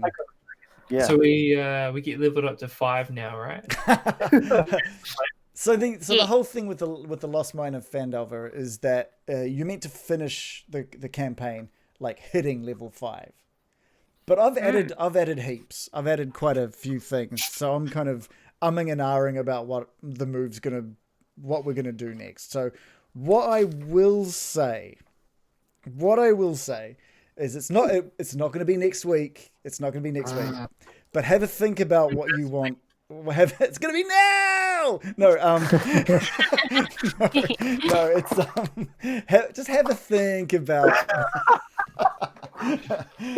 Have a think about chat. Have a think about what you might want for level 4, because normally this wouldn't be for a wee while, but I think I've added a lot in the last few sessions that you guys, if there was XP, you guys would have earned XP for. Honestly, I don't mind if it's delayed a little bit, but I'm probably the only one that wouldn't mind saying it. No, level 4 is awesome. Yeah. I want level 4. I still need to figure out when it's going to be, but it'll be soonish, I think. After today. Yeah. It won't be right now, that's for sure. Won't be before today. It won't be before today. It's a bit of a false economy anyway. Like, if we are level 4, the enemies are harder. Oh yeah, I'm going to add 4 more enemies to every fight. So. Oh, so more budget, yeah. It feels like progress anyway, right? Yeah, like, totally. You get more techniques. We get to make cool choices. Yeah. Yeah. I don't know what I get, but I've got so many spells. I'm just like, please no more spells. I think everybody is pretty similar at level 4, so you get to... It's ability bumps, right? Yeah. I'll get ability score improvements. Or take a feat if the DM allows it. I'm totally open to feats. If you guys want to play with feats, that's I've never even tried feats. So they're pretty cool. Cool. I used luck. I grabbed the luck feat. Is that a feat? That was so good too. Like anytime I just wanted to just roll again, I could. Well, anytime. Well, I could do it 3 times, and then replenish that 3 every long rest. So it's not just if you roll a 1, but any roll. It's like any it's roll. Not the halfling lucky. Yeah, I had halfling luck as well as the lucky feat. Yeah. Oh, damn. Yeah, and that was I had that on my tiefling warlock. Yeah, it was pretty I good. thought Billy would have maybe turned into a wyvern or a dragon. Ah, Step God. down. Hey, maybe He's maybe that's his end game. That could be great. Billy Dragon. You just hear a dragon flying. Dragon. You think you You can think just flying over you? I know. He should turn into Billy Dungeon. A Billy. Why? Imagine a He turns whole into a dungeon dungeon. full of a Billy. Yeah, nothing Like but in Billies. Earthbound, there's that guy who was a dungeon. He's become a dungeon. I've never played Earthbound. I He really can want to talk play to- Earthbound. It's really weird. Yeah, it's meant to be really, really bizarre. I've But played From Like, who's the big bad going to be now? Like we have Nessa, stuff. Billy, we have Gil's dad. Well, Gil's clearly going to be a baddie, and Gil's dad are clearly going to be a baddie for future. Like that's clearly our next campaign is to avenge your whatever, just to changing the slavery thing in this town. I feel like I'm this close that to like saying the next campaign will just be 100% homebrew based on all of the stuff that we've created from this campaign. Like personally, it would be cool if some of that's like if it wasn't just the story of Bill. Like that would be a cool like 3-session Yeah, kind of. yeah. But it would be cool if some of those other things kind of fit together. Like if there's a reason for American or for Loris Yeah. or the other characters to kind of be there, you know, like that would be pretty sweet. If we could seamlessly move from this campaign into the next without you guys even realizing we've started a new campaign, then that would be awesome. Yeah. That'd be super cool. That might be my goal. There might be like a few episodes of homebrew that gets you guys to the next campaign or something. Something along those lines. I think that'd be quite cool. Loris has already got in his head that he wants to kill Gil. Right. That's already that idea's already I fermenting. mean, right? like, maybe who was we'll call that- surprised? Who was surprised by that? Gil. What was that? Sorry, Bill? We'll call that Adventure Kill Gil. Kill Gil. Yeah. Like Loris can wear a yellow jumpsuit, I love Love it. it. get shot with a katana. Oh yeah. Yeah. And then by this time, you've actually recruited Billy Goblin onto the squadron. Yeah, be awesome. Bye, Oh, guys.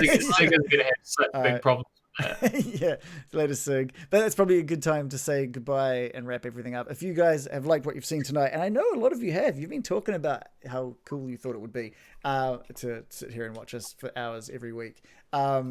So give us, It sounds so appealing. yeah, give us a follow. And if you want to catch up on some of our previous stuff, it's all on the YouTube channel, which is linked below.